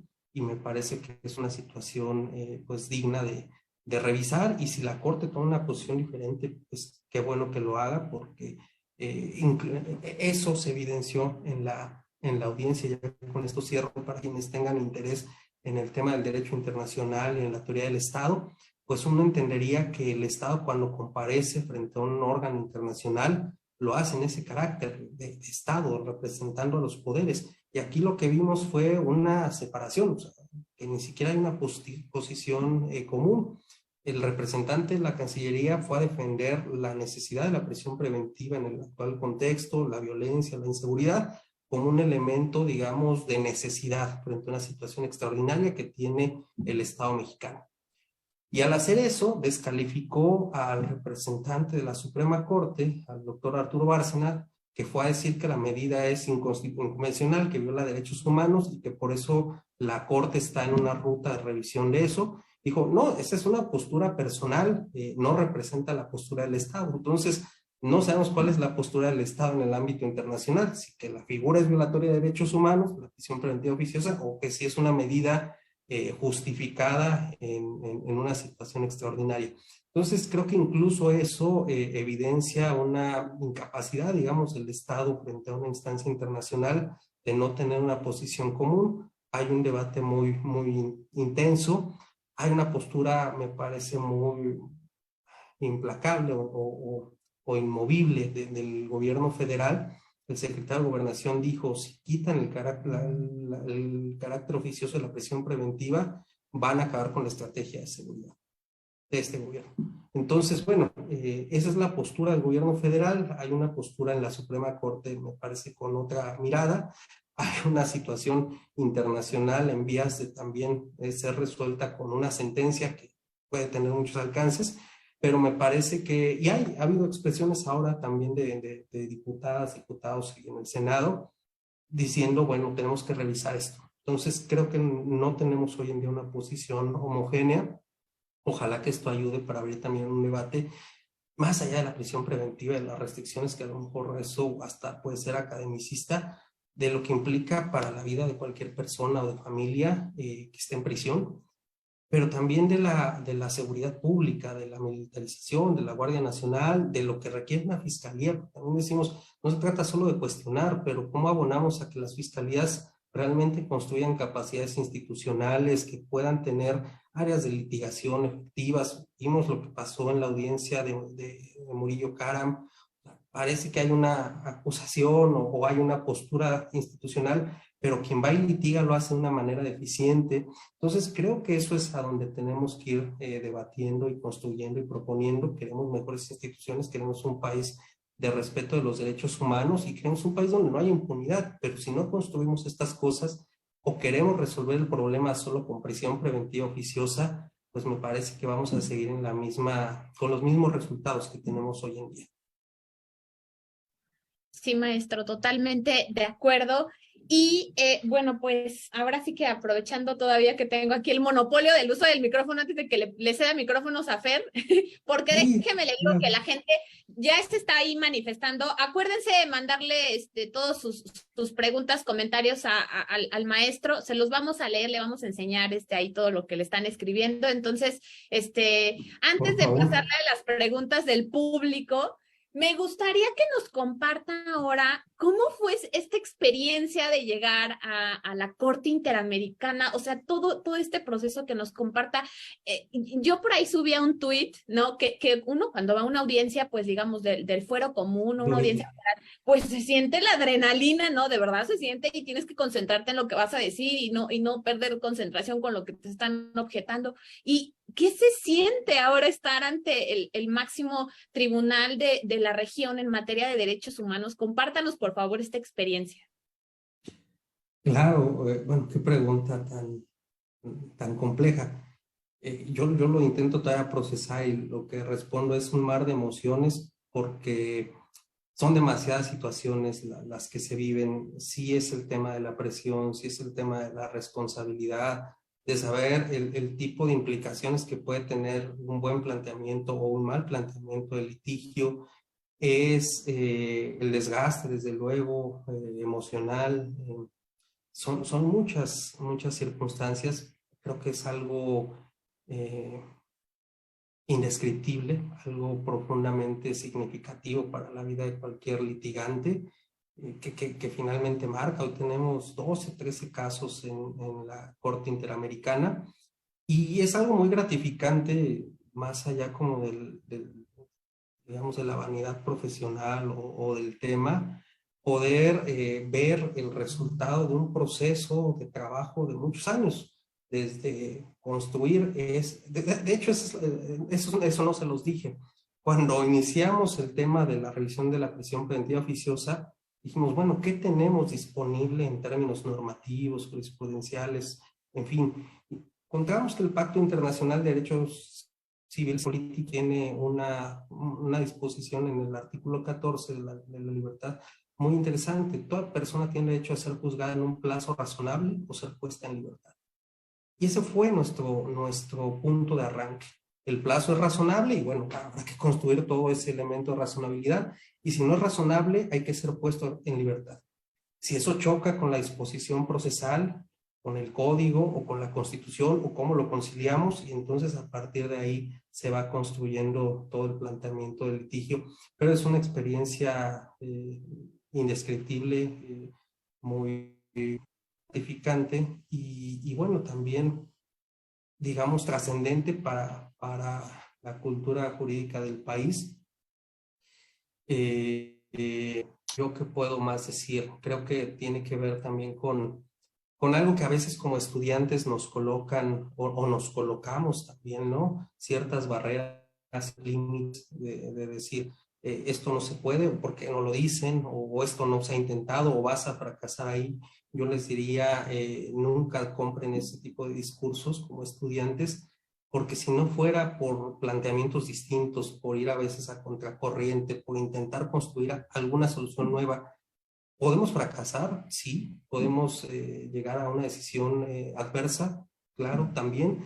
Pero si no creemos en nosotras y en nosotros y en nuestra capacidad y en poder utilizar el derecho, replantearlo, construir, ver el derecho comparado, ver cómo se resolvió un caso en Estados Unidos, qué ha dicho el Tribunal Europeo, y poder incorporar todo eso en nuestra práctica litigiosa, de postulantes o de quien toma una decisión también, o de quien es una autoridad y tiene que fundar y motivar, creo que le perdemos, digamos, peso a nuestra práctica y nos anquilosamos y nos maniatamos y perdemos todo un universo de posibilidad, ¿no? Justo el ejercicio que ahora mencionábamos, el juez parte de eso, o sea, la 293 me dice que no, y yo construyo toda una argumentación, una estructura para poder justificar por qué me aparto de esta consideración.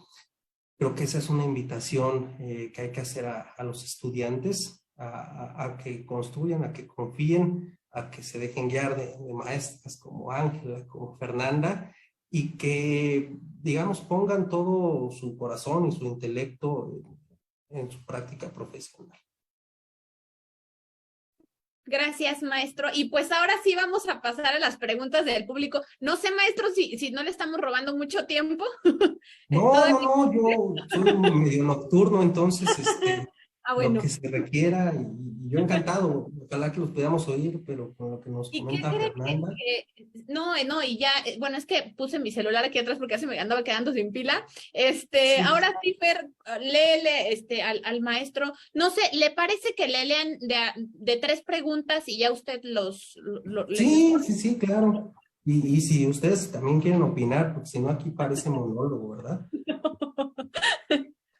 Tenemos muchísimas preguntas y muchos comentarios muy interesantes en el chat. Vamos a empezar con esta pregunta de Diego Uribe Bustamante, que nos dice: hola, ¿nos podría por favor hablar sobre la excepción preliminar de cosa juzgada interpuesta por el Estado?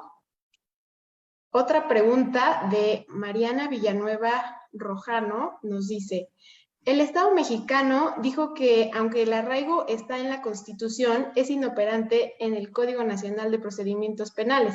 Sin embargo, hay muchas personas arraigadas. ¿Qué piensa, maestro? El tema de cosas juzgadas es muy interesante también.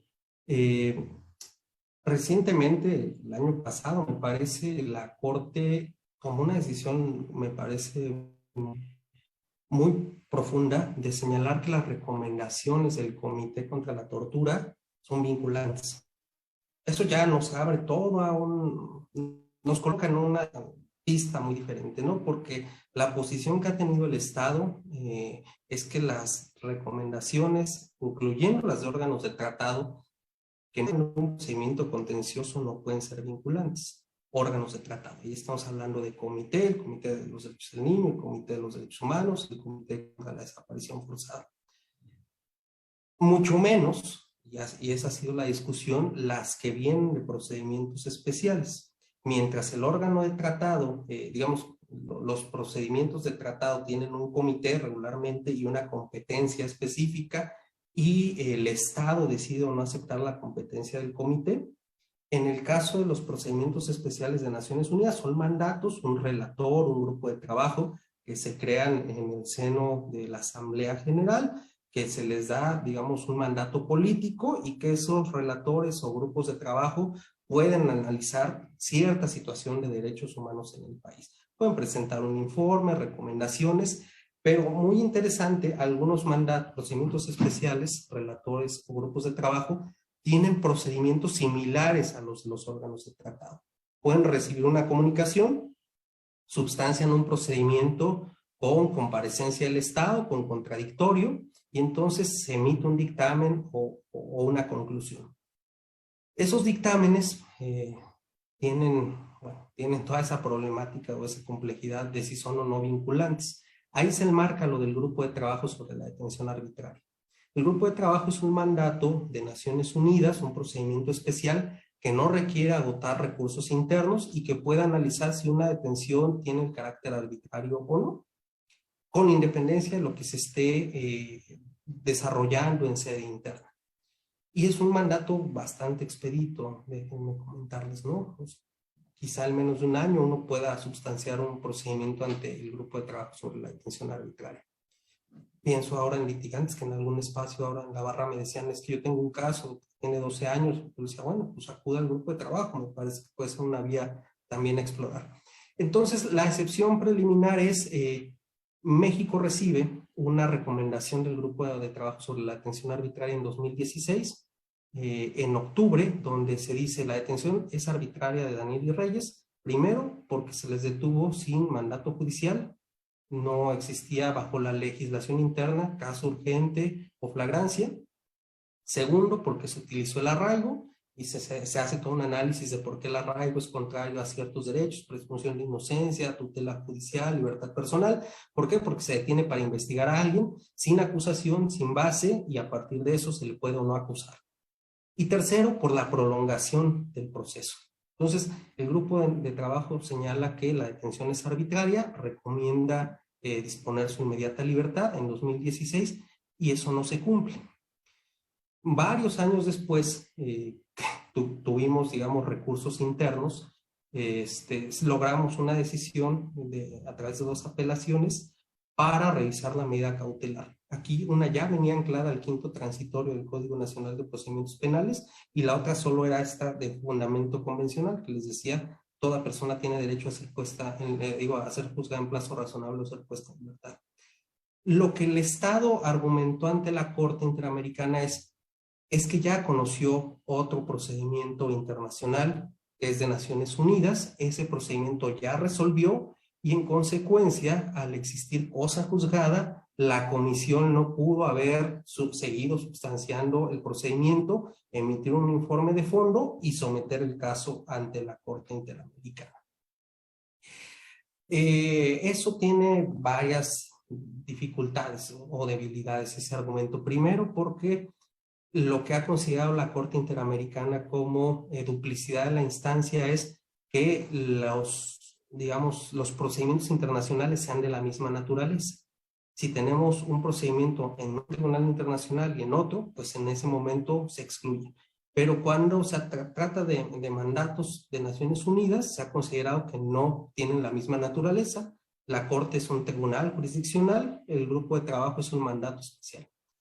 No tienen el mismo objeto ni los mismos derechos. Se está analizando el Pacto de Derechos Civiles y Políticos, la libertad personal únicamente, mientras que acá tenemos una serie de derechos, objeto, sujetos diferentes. Por lo tanto, no hay identidad. Pero lo tercero es, y ese es nuestro cuestionamiento, ni siquiera puede ser cosa juzgada porque el Estado no aceptó o no ha cumplido esa recomendación.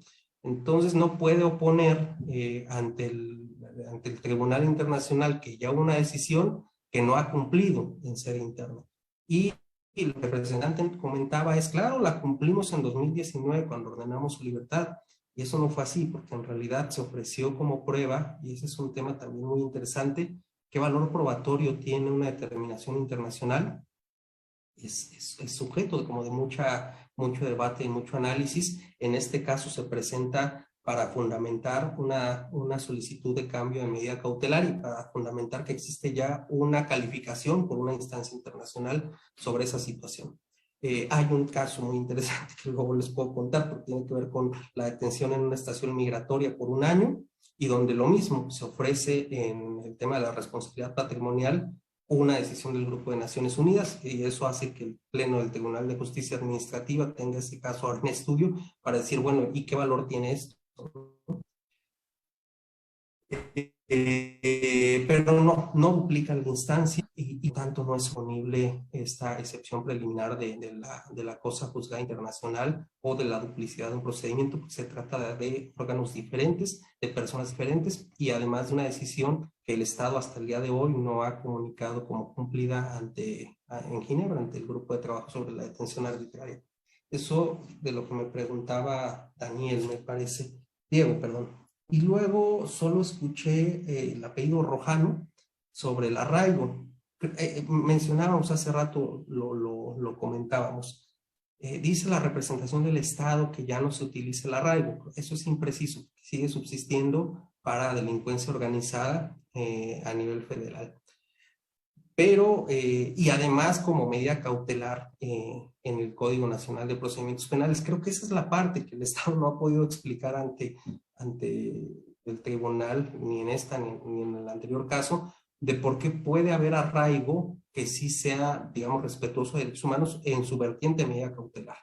No en la otra modalidad, arraigo constitucional de tener para investigar, sino en modalidad medida cautelar en el Código Nacional de Procedimientos Penales, quizá incluso con una medida menos restrictiva de la libertad personal que la prisión preventiva, que está sujeta a un análisis de necesidad, de razonabilidad, de riesgo, de cautela, y que entonces pues esa figura sí existe. Entonces también es contradictorio que se diga que ya no existe el arraigo en el Código Nacional de Procedimientos Penales, porque existe.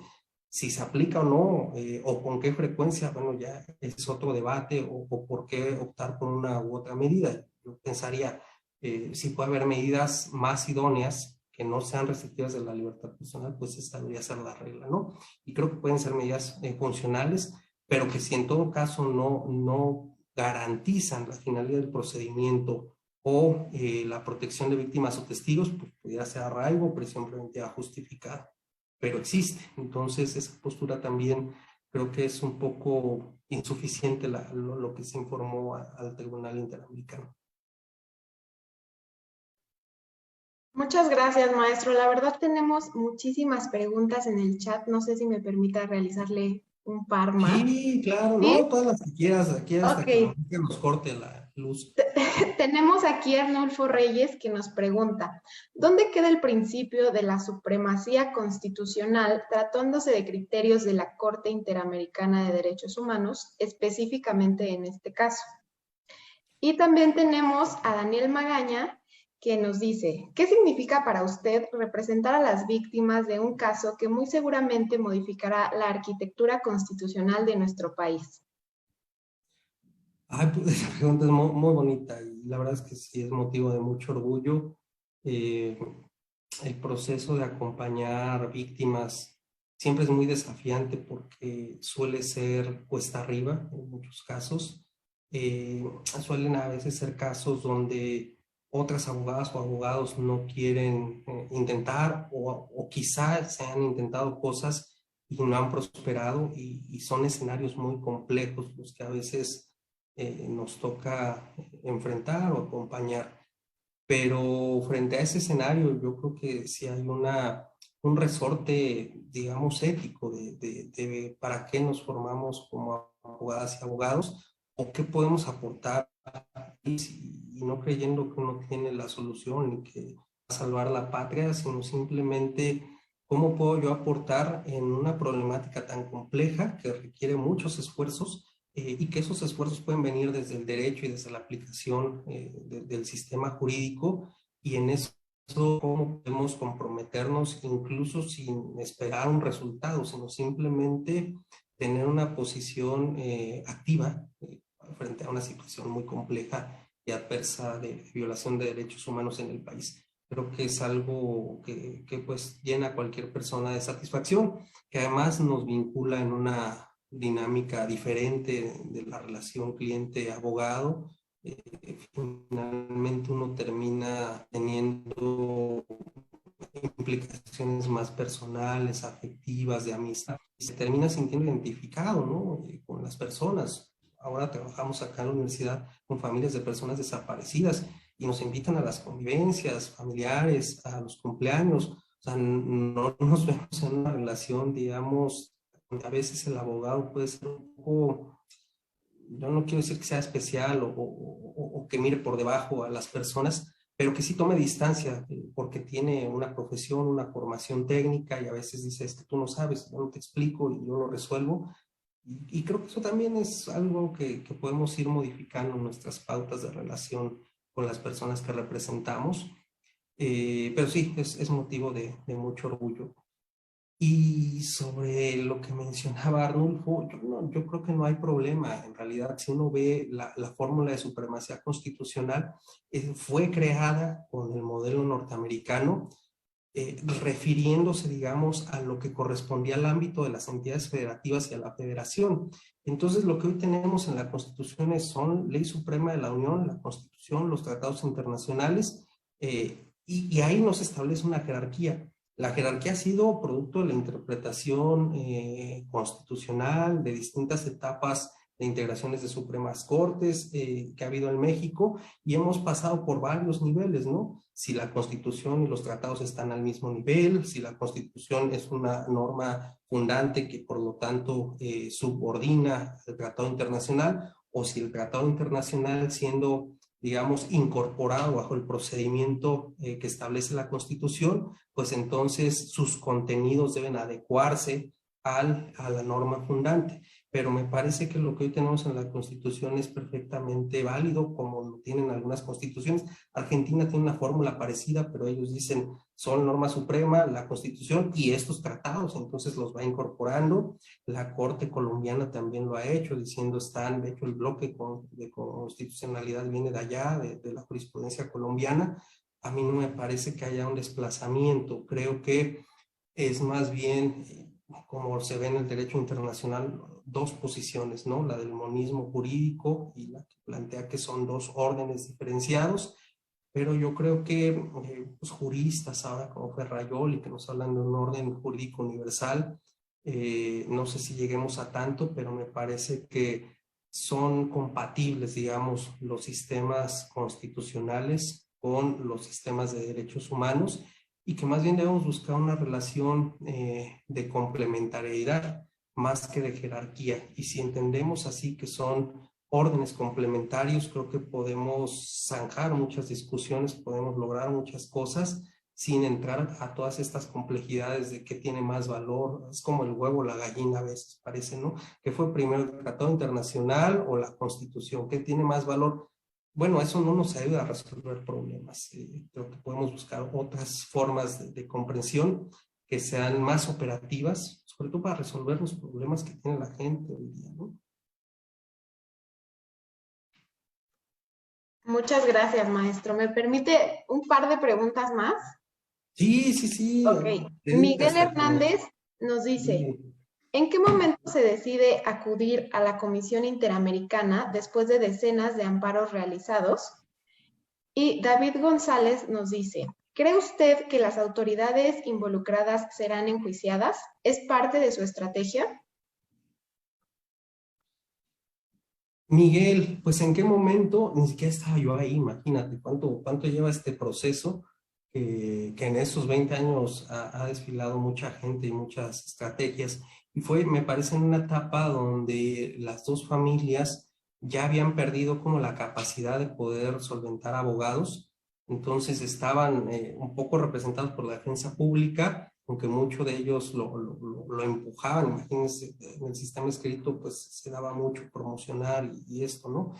Y ya posterior a 2010, con familiares, eventualmente la propia hija de Daniel, que es abogada, también les digo orgullosamente Chanacatlán.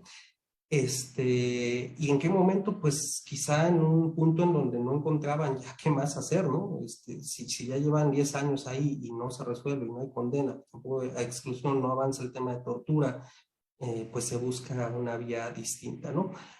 Creo que en términos de litigio, si en algún otro momento hablamos de estrategias, les puedo compartir, ¿no? Cómo no solo puede haber una vía, sino puede haber varias vías de litigio, y esto de ir a Naciones Unidas pues es una forma complementaria, estratégica, porque así se logró un pronunciamiento justo de la arbitrariedad de la detención y justo de los temas, sobre todo de la restricción. De hecho, a partir del siguiente caso, que fue Zaragoza, la siguiente decisión que emitió el grupo de trabajo, ya venía el tema desde 2017 de Naciones Unidas diciendo un mandato específico. México tiene una figura violatoria en la Constitución y se recomienda el grupo de trabajo modificar el régimen de prisión preventiva oficiosa. Ya lo venía haciendo desde 2017, ya es como parte de su jurisprudencia constante, pero también lo han hecho otros órganos. El Comité de Derechos Humanos de la ONU en 2019 lo mismo, ¿no? Después de recibir el informe de México, recomendó eliminar el carácter oficioso de la Constitución de la prisión preventiva. Entonces, bueno, eso es un poco, si ya hay una decisión, hay un pronunciamiento, hay una recomendación internacional, pues cómo aprovecho esas otras instancias de los ámbitos internacionales, de procedimientos. Y así fue como se decidió seguir en la CID, pero acudir paralelamente a Naciones Unidas. Y ya no capté la otra pregunta, Fernanda. La otra pregunta nos dice David González, que si cree usted... Sí.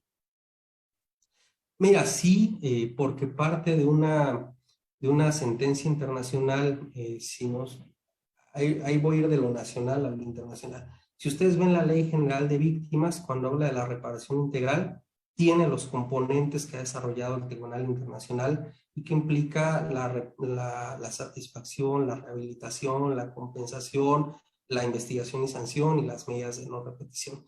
Entonces, es práctica reiterada de un tribunal internacional que cuando condena a un Estado debe ordenar la investigación y la sanción de quien haya generado esas violaciones de derechos humanos. Claro, ese es el deber ser. En la realidad, si uno ve los casos Valentina, Inés Fernández, Radilla Pacheco, ese es el elemento que menos cumplimiento tiene, ¿no? Porque además también la jurisprudencia nos dice, bueno, la investigación es una obligación de medio y no de resultado, pero el Estado tiene que demostrar que efectivamente está buscando investigar y sancionar al que haya generado una violación de derechos humanos. Entonces yo diría, sí, es parte de un componente de reparación integral, la investigación y sanción de las autoridades participadas. Muchas gracias, maestro. Tenemos muchísimos comentarios, muchísimas preguntas. Tengo una más de Mariana Villanueva que dice, ¿cómo beneficiaría esta modificación en la prisión preventiva oficiosa para el autogobierno en el sistema penitenciario? Y otra aquí muy interesante también, a ver, ¿dónde está? Acá. ¿Qué pasa si México no acata la sentencia a cabalidad de la Corte Interamericana? Bueno, pues ese es un tema, el de las personas privadas de la libertad, muy interesante. Yo creo que si transitamos hacia un modelo, como siempre debió ser, de justificada, yo no sé si esto lo dije aquí o lo dije en otro espacio sobre el constituyente del 17, pero el constituyente del 17 tenía una lógica clara, ¿no? El menor tiempo de enjuiciamiento criminal y la libertad como regla, ¿no? Que las personas no fueran a prisión. Si volviéramos a este sentido originario, si quieren así llamarlo, ¿no? El constituyente o a la vertiente convencional de los derechos humanos, pues tendríamos prisión preventiva justificada y donde se valore caso a caso la necesidad. Yo creo que hay otro tema importante que requiere fortalecer es todo el funcionamiento y la apuesta también de Estado hacia la unidad de medidas cautelares en general, porque son, digamos, las instancias que nos pudieran asegurar condiciones de medidas alternas a la prisión que sean funcionales. De hecho, en los primeros años, los estudios que había en Baja California, en la UMECA de Morelos y en otras más, señalaban que cuando las personas no iban a prisión y se les imponía una medida diferente, llegan a tener cumplimiento de 90 a 97% en esas entidades. Esto es, no era puerta giratoria, la gente no se iba, no se evadía, había un cumplimiento y una tasa muy significativa de cumplir medidas no privativas de la libertad. Pero claro, si no se le apuesta a esto, si no hay recursos, si no se valora, digamos, el elemento técnico que tiene una unidad de medida cautelar, si no se le da el personal suficiente para supervisar, pues no se podrá avanzar, digamos, en construir alternativas distintas a la prisión. Y creo que sí es una urgente tarea despresurizar las prisiones, porque la cifra que hoy tenemos de 40% de personas en prisión que están en proceso es algo, digamos, profundamente anormal y extraordinario en un país que es democrático. Si ustedes me hablan de cualquier otro país donde haya violación de derechos humanos de manera sistemática, pues se los puedo entender, pero en una democracia que la mitad de la población se encuentre presa sin tener una condena, si nos habla de un uso desproporcionado de la medida, la prisión preventiva. Y eso creo que es muy objetivo y muy evidente. Y ya cuando vemos el análisis más fino, ¿por qué tipo de delitos, qué tipo de población? Pues creo que ahí sí son primero los pobres, pero no en un término de protección, sino que se está, Zaffaroni lo llama criminalización secundaria, ¿no? El doctor Eugenio Raúl, donde dice el sistema penal lo que está haciendo es llevarse a los pobres a la cárcel, no porque sean los que delinquen, sino porque son los que tienen menos condiciones y son las personas más vulnerables, y finalmente pues lo que hacemos es segregarlos en la sociedad y luego criminalizarlos y llevarlos a la prisión.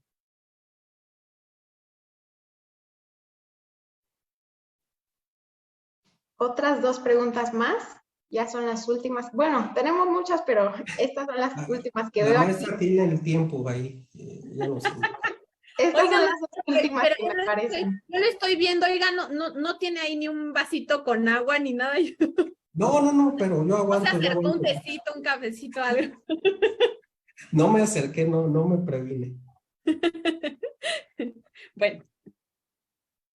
Carlos Cuellar, ¿cómo se cumplimenta esta resolución de la Corte Interamericana de reparar los daños, sobre todo la libertad de las personas, además de la reparación integral a sus familias? Y otra más, ¿hasta cuándo se acataría la resolución por parte del Estado mexicano? Ya, vinculo esto porque me salteo la anterior. ¿Qué pasaría si México no cumple? A ver, es una decisión jurisdiccional internacional que es vinculante y muy pocos países se atreven a un desacato como tal, ¿no? Puede haber dilación en el cumplimiento, pero regularmente ningún país deja de cumplir una sentencia internacional, salvo que denuncie el tratado. Y eso en los tiempos recientes solo lo ha hecho Venezuela en el ámbito interamericano. Por la posición, la tradición, digamos, internacional de México, el ocupar espacios en los organismos multilaterales. Ahí sí México tiene un prestigio multilateral muy importante y significativo, que es muy difícil que se separe de un tribunal internacional solo por una sentencia. ¿Qué puede pasar? Bueno, temas de cumplimiento. Y como en el juicio de amparo, ¿no? Puede haber una muy buena sentencia, después vendrá el tema del cumplimiento. ¿Qué sucede ahí? Que se abre una etapa de supervisión, así se llama en el ámbito interamericano. Entonces la Corte señala, yo ordené esta serie de medidas, algunas están sujetas a temporalidad, otras no, otras dependen del proceso interno. Si le ordena a México una reforma constitucional, como nosotros hemos solicitado, o una reforma de otra naturaleza, hay un margen, digamos, amplio, ¿no? De la deliberación democrática del Estado y de sus poderes para llevar esas reformas. Pero si son temas a lo mejor de satisfacción, una disculpa pública, bueno, pues que en el plazo de 3 meses se informe sobre el cumplimiento o el diálogo con las víctimas para tener un acto público o un reconocimiento. Entonces, la Corte va generando medidas, plazos o medidas que no están sujetas a plazo y va generando un proceso de supervisión de la sentencia donde se va llamando a audiencia periódicamente para ver cuál es el cumplimiento hasta que se llegue, como en el amparo, el ejemplo, a una decisión donde se tenga por cumplida la sentencia internacional. ¿Cómo se repara? Ese es un tema, digamos, desarrollado hasta ahora, pero solo en relación a las personas privadas de la libertad, no así en el tema de los núcleos familiares. Y ese es uno de los aportes que hemos construido en este litigio. Queremos una reparación a los núcleos familiares, diciendo es una privación de la libertad extendida hacia las familias. ¿Cómo lo hace? Toma dos elementos, la Corte Interamericana, el daño material y el daño material, que es el lucro emergente y daño emergente, perdón, y lucro cesante, y el daño inmaterial. Entonces, ya esto parece clase de reparaciones, pero lo que dice un tribunal internacional es, a ver, ¿cómo te afectó económicamente una violación de derechos humanos? Bueno, en ese momento perdí mi casa, perdí mi trabajo, y cómo te siguió afectando por lo que esa violación produjo hacia el tiempo. Dejé de trabajar, dejé de percibir, perdí mi pensión, tengo un trabajo, perdí mi patrimonio porque lo invertí en abogados.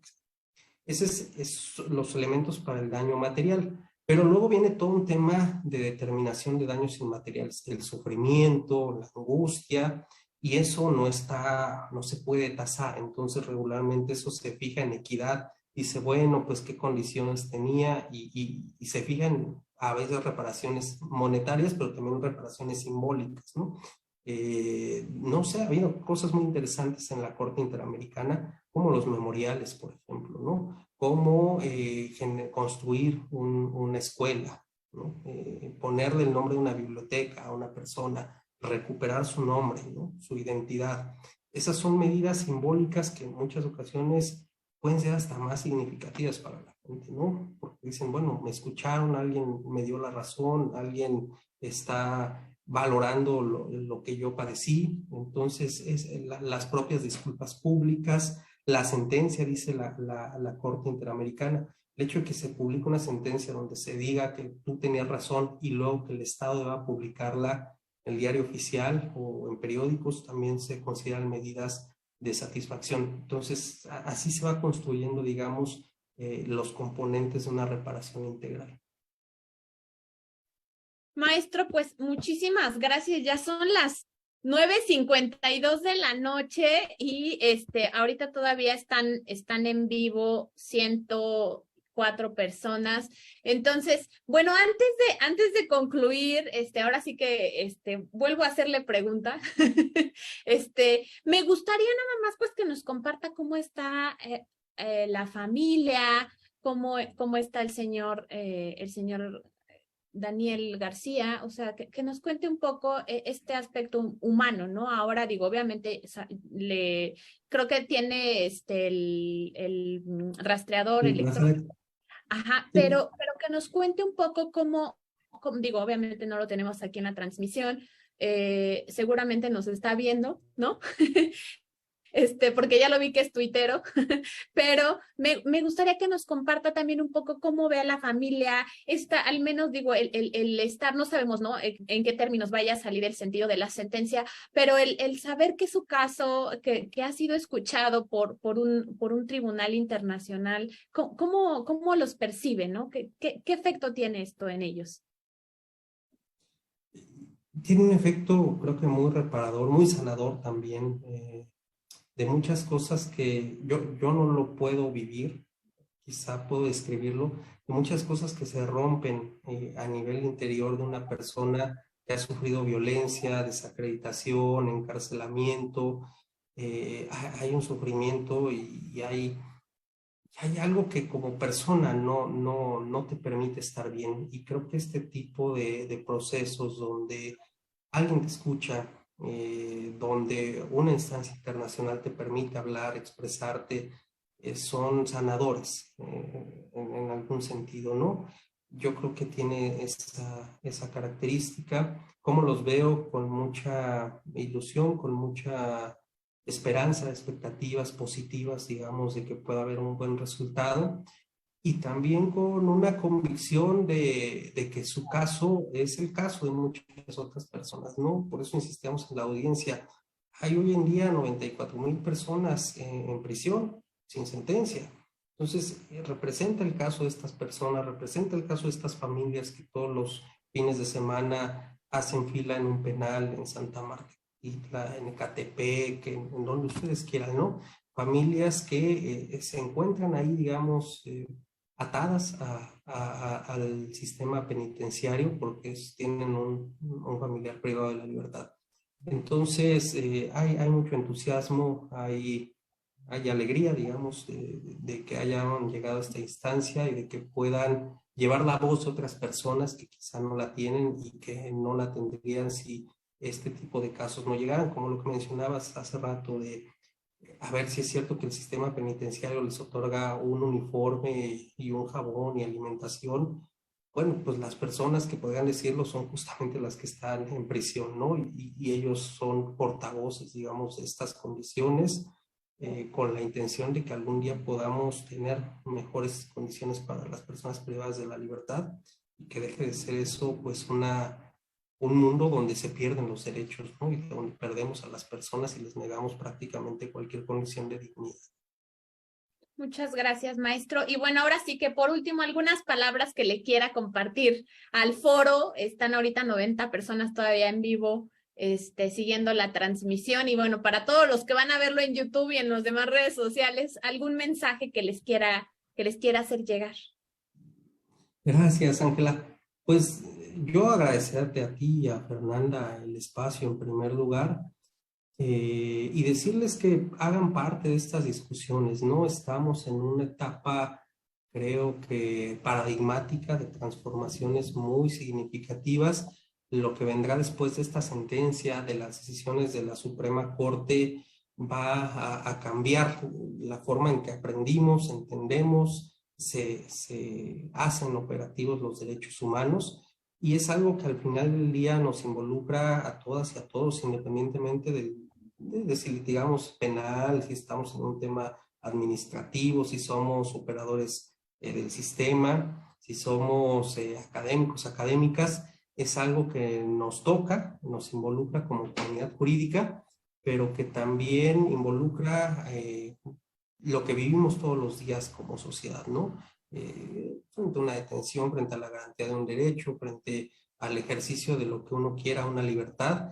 En una democracia debemos participar todas y todos, y estas discusiones, pues desde luego, no son solo discusiones académicas, sino lo que quiero decir es que son los derechos y la forma en que los vamos a ejercer en los próximos años, y eso es de una importancia cardinal, y que ojalá todas y todas podamos participar, estar informados, dialogar y construir y apostar por la construcción de un país mejor, con menos violencia, más justo, más igualitario, donde los derechos de las personas pues sean una realidad para todas y todos.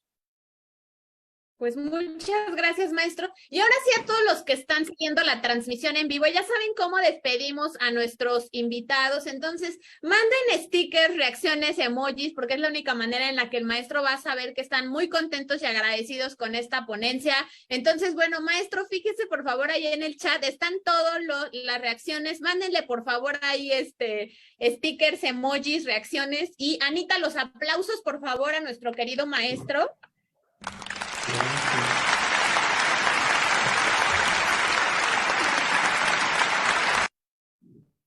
Bueno, pues ya por ahí se escucharon los aplausos, ahí mándenle reacciones. No sé si ya los que están siguiendo la transmisión, miren, para que vean ahí ya las reacciones, los emojis, stickers, mándenle ahora para que el maestro sepa que estamos muy contentos.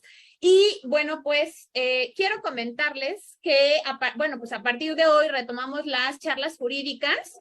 Siguen las reacciones, maestro, entonces para que vea ahí el chat. Ya no me voy a querer ir, porque sí. Ya vio tantos corazones que le están mandando. Y bueno, pues vamos a retomar otra vez los martes de charlas jurídicas. Ya saben que tienen aquí una cita en el Instituto Jurídico Atenea. Los que quieran constancia de de la charla, pueden escribir mandando mensaje de WhatsApp a el Instituto Jurídico Atenea, es 5511-210210, para que les manden su constancia, los que la quieren. Y bueno, pues no se les olvide compartir. Vamos a subirla el día de mañana a YouTube para que esté disponible, y pues compartan esta transmisión si les gustó.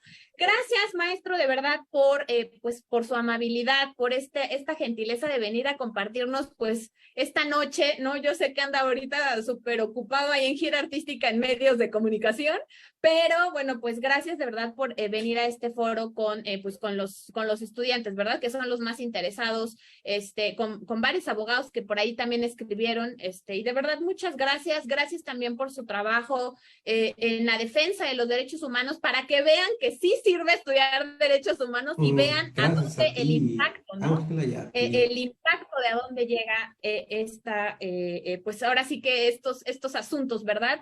Y ojalá y de verdad pues se haga justicia, ¿no? Que estas personas que desafortunadamente sufrieron estas transgresiones, que les conculcaron sus derechos humanos, ¿no? El Estado mexicano en concreto, bueno, pues estamos hablando del Estado de México, pues ojalá que esta sentencia que próximamente está por publicarse les repare el daño, ¿no? Principalmente de todos estos más de 17 años que estuvieron en prisión. Entonces, maestro, muchas gracias. Gracias nuevamente por estar aquí. Gracias, Fer Farías, por acompañarme en esta transmisión. Gracias a mi querida Anita, que anda también por ahí pues coordinando todo esto de las redes sociales y de la transmisión. Gracias, maestro, y nos vemos el próximo martes a las 8 de la noche. Viene el juez Osorio y nos va a contar su sentencia en la que inaplica la prisión preventiva oficiosa. Entonces, bueno, ya nos confirmó y nos vemos el próximo martes. Gracias, maestro, gracias a todos, nos vemos.